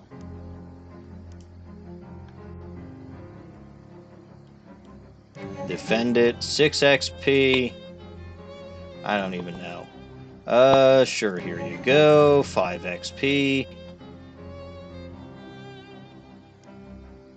Excellent.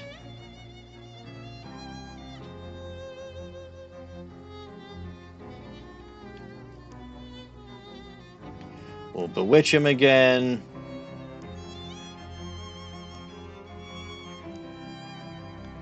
No XP for that, huh? For some reason, I thought I got XP for that. But alright, tentacles again. And that gets us to 50 spiders. The tentacles are creepy as heck. But alright. 6 HP for that. Oh, this will be fun. So that can't attack without dying again at this point.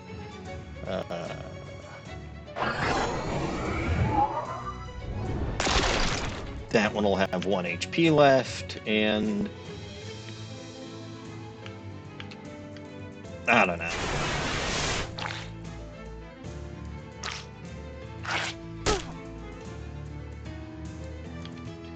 Obi can take care of that.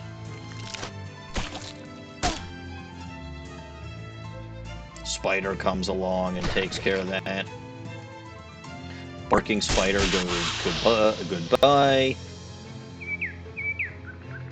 And it's excessive, but sure.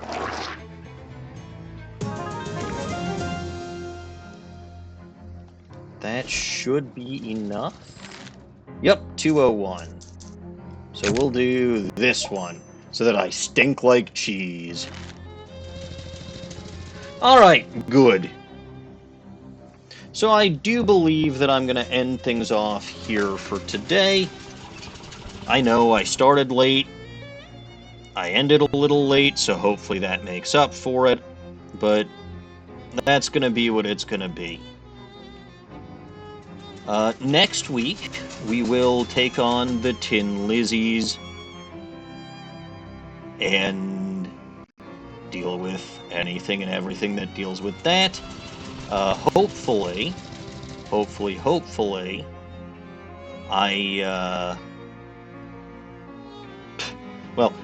I won't start late next week. I'm hoping that my parents don't have weekly problems, but we'll see. Anyway, if you only caught part of today's stream, you can check out the full thing over on my YouTube channel over there. If you're watching this on YouTube, you can check me out on Twitch over there. Usually I go live Monday evenings and Wednesday evenings at 7:30 p.m. U.S. Central Time. And I started a little bit after 8:30 p.m. this evening because stuff. Such is life. I try to stick to my schedule as much as possible.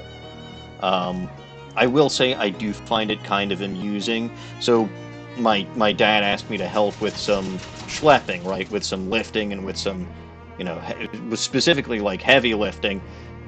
He asked his son, whose dominant arm is like this, instead of my little brother. Don't get me wrong, I get it, but it is kind of funny. Anyway, what else? Oh yeah, you can also find me on the Bulba Garden channel over there. Normally I go live Sunday mornings at 7:30 a.m. U.S. Central Time. I didn't this past Sunday because it was Operation Wife's birthday, but since that only happens once a year, that's not going to happen again this upcoming Sunday, so I'll be back streaming Pokemon Y and asking myself why I do this shit to myself. You can also catch other wonderful streamers on the Bulba Garden channel, such as Dawning Winds. My arm will recover, so I'm stuck in this frickin' splint for at least another 20 days. Which is fun. Anyway, you can also catch other streamers on that channel, such as Dapper Cody, who raided us this evening. You can also catch Dawning Winds when she is live there, usually on Saturday night with art, or you can check her out on her own channel over there. I know she hasn't gone live recently, but she also hasn't been feeling well recently, which is why she wasn't... Well, okay, that probably combined with the fact that I started late is probably why she wasn't here tonight. Yes, 20 days, and I've had it for, I want to say 2-3 weeks. No, 3 weeks already. So, it's bad. This form of tendinitis is horrible. Like, really, really, really bad. And the only way to cure it, or to fix it, is to give your joint, or the particular tendon, complete rest. By the way, it's 20 days until I can start weaning off the brace. Dawning might have been live last week, but she's been live sporadically because of her migraines. Anyway, what else? You can also find Caps Fan on that channel, and it looks like he's live now, so instead of linking to his channel, I'm just going to raid him. I don't think he's going to be live for much longer, but we'll raid him anyway, so stick around for the raid. And, as always, I am Maniacal Engineer, and I'm never going to give you up. Never going to let you down. Thank you all for watching, and God bless this mess.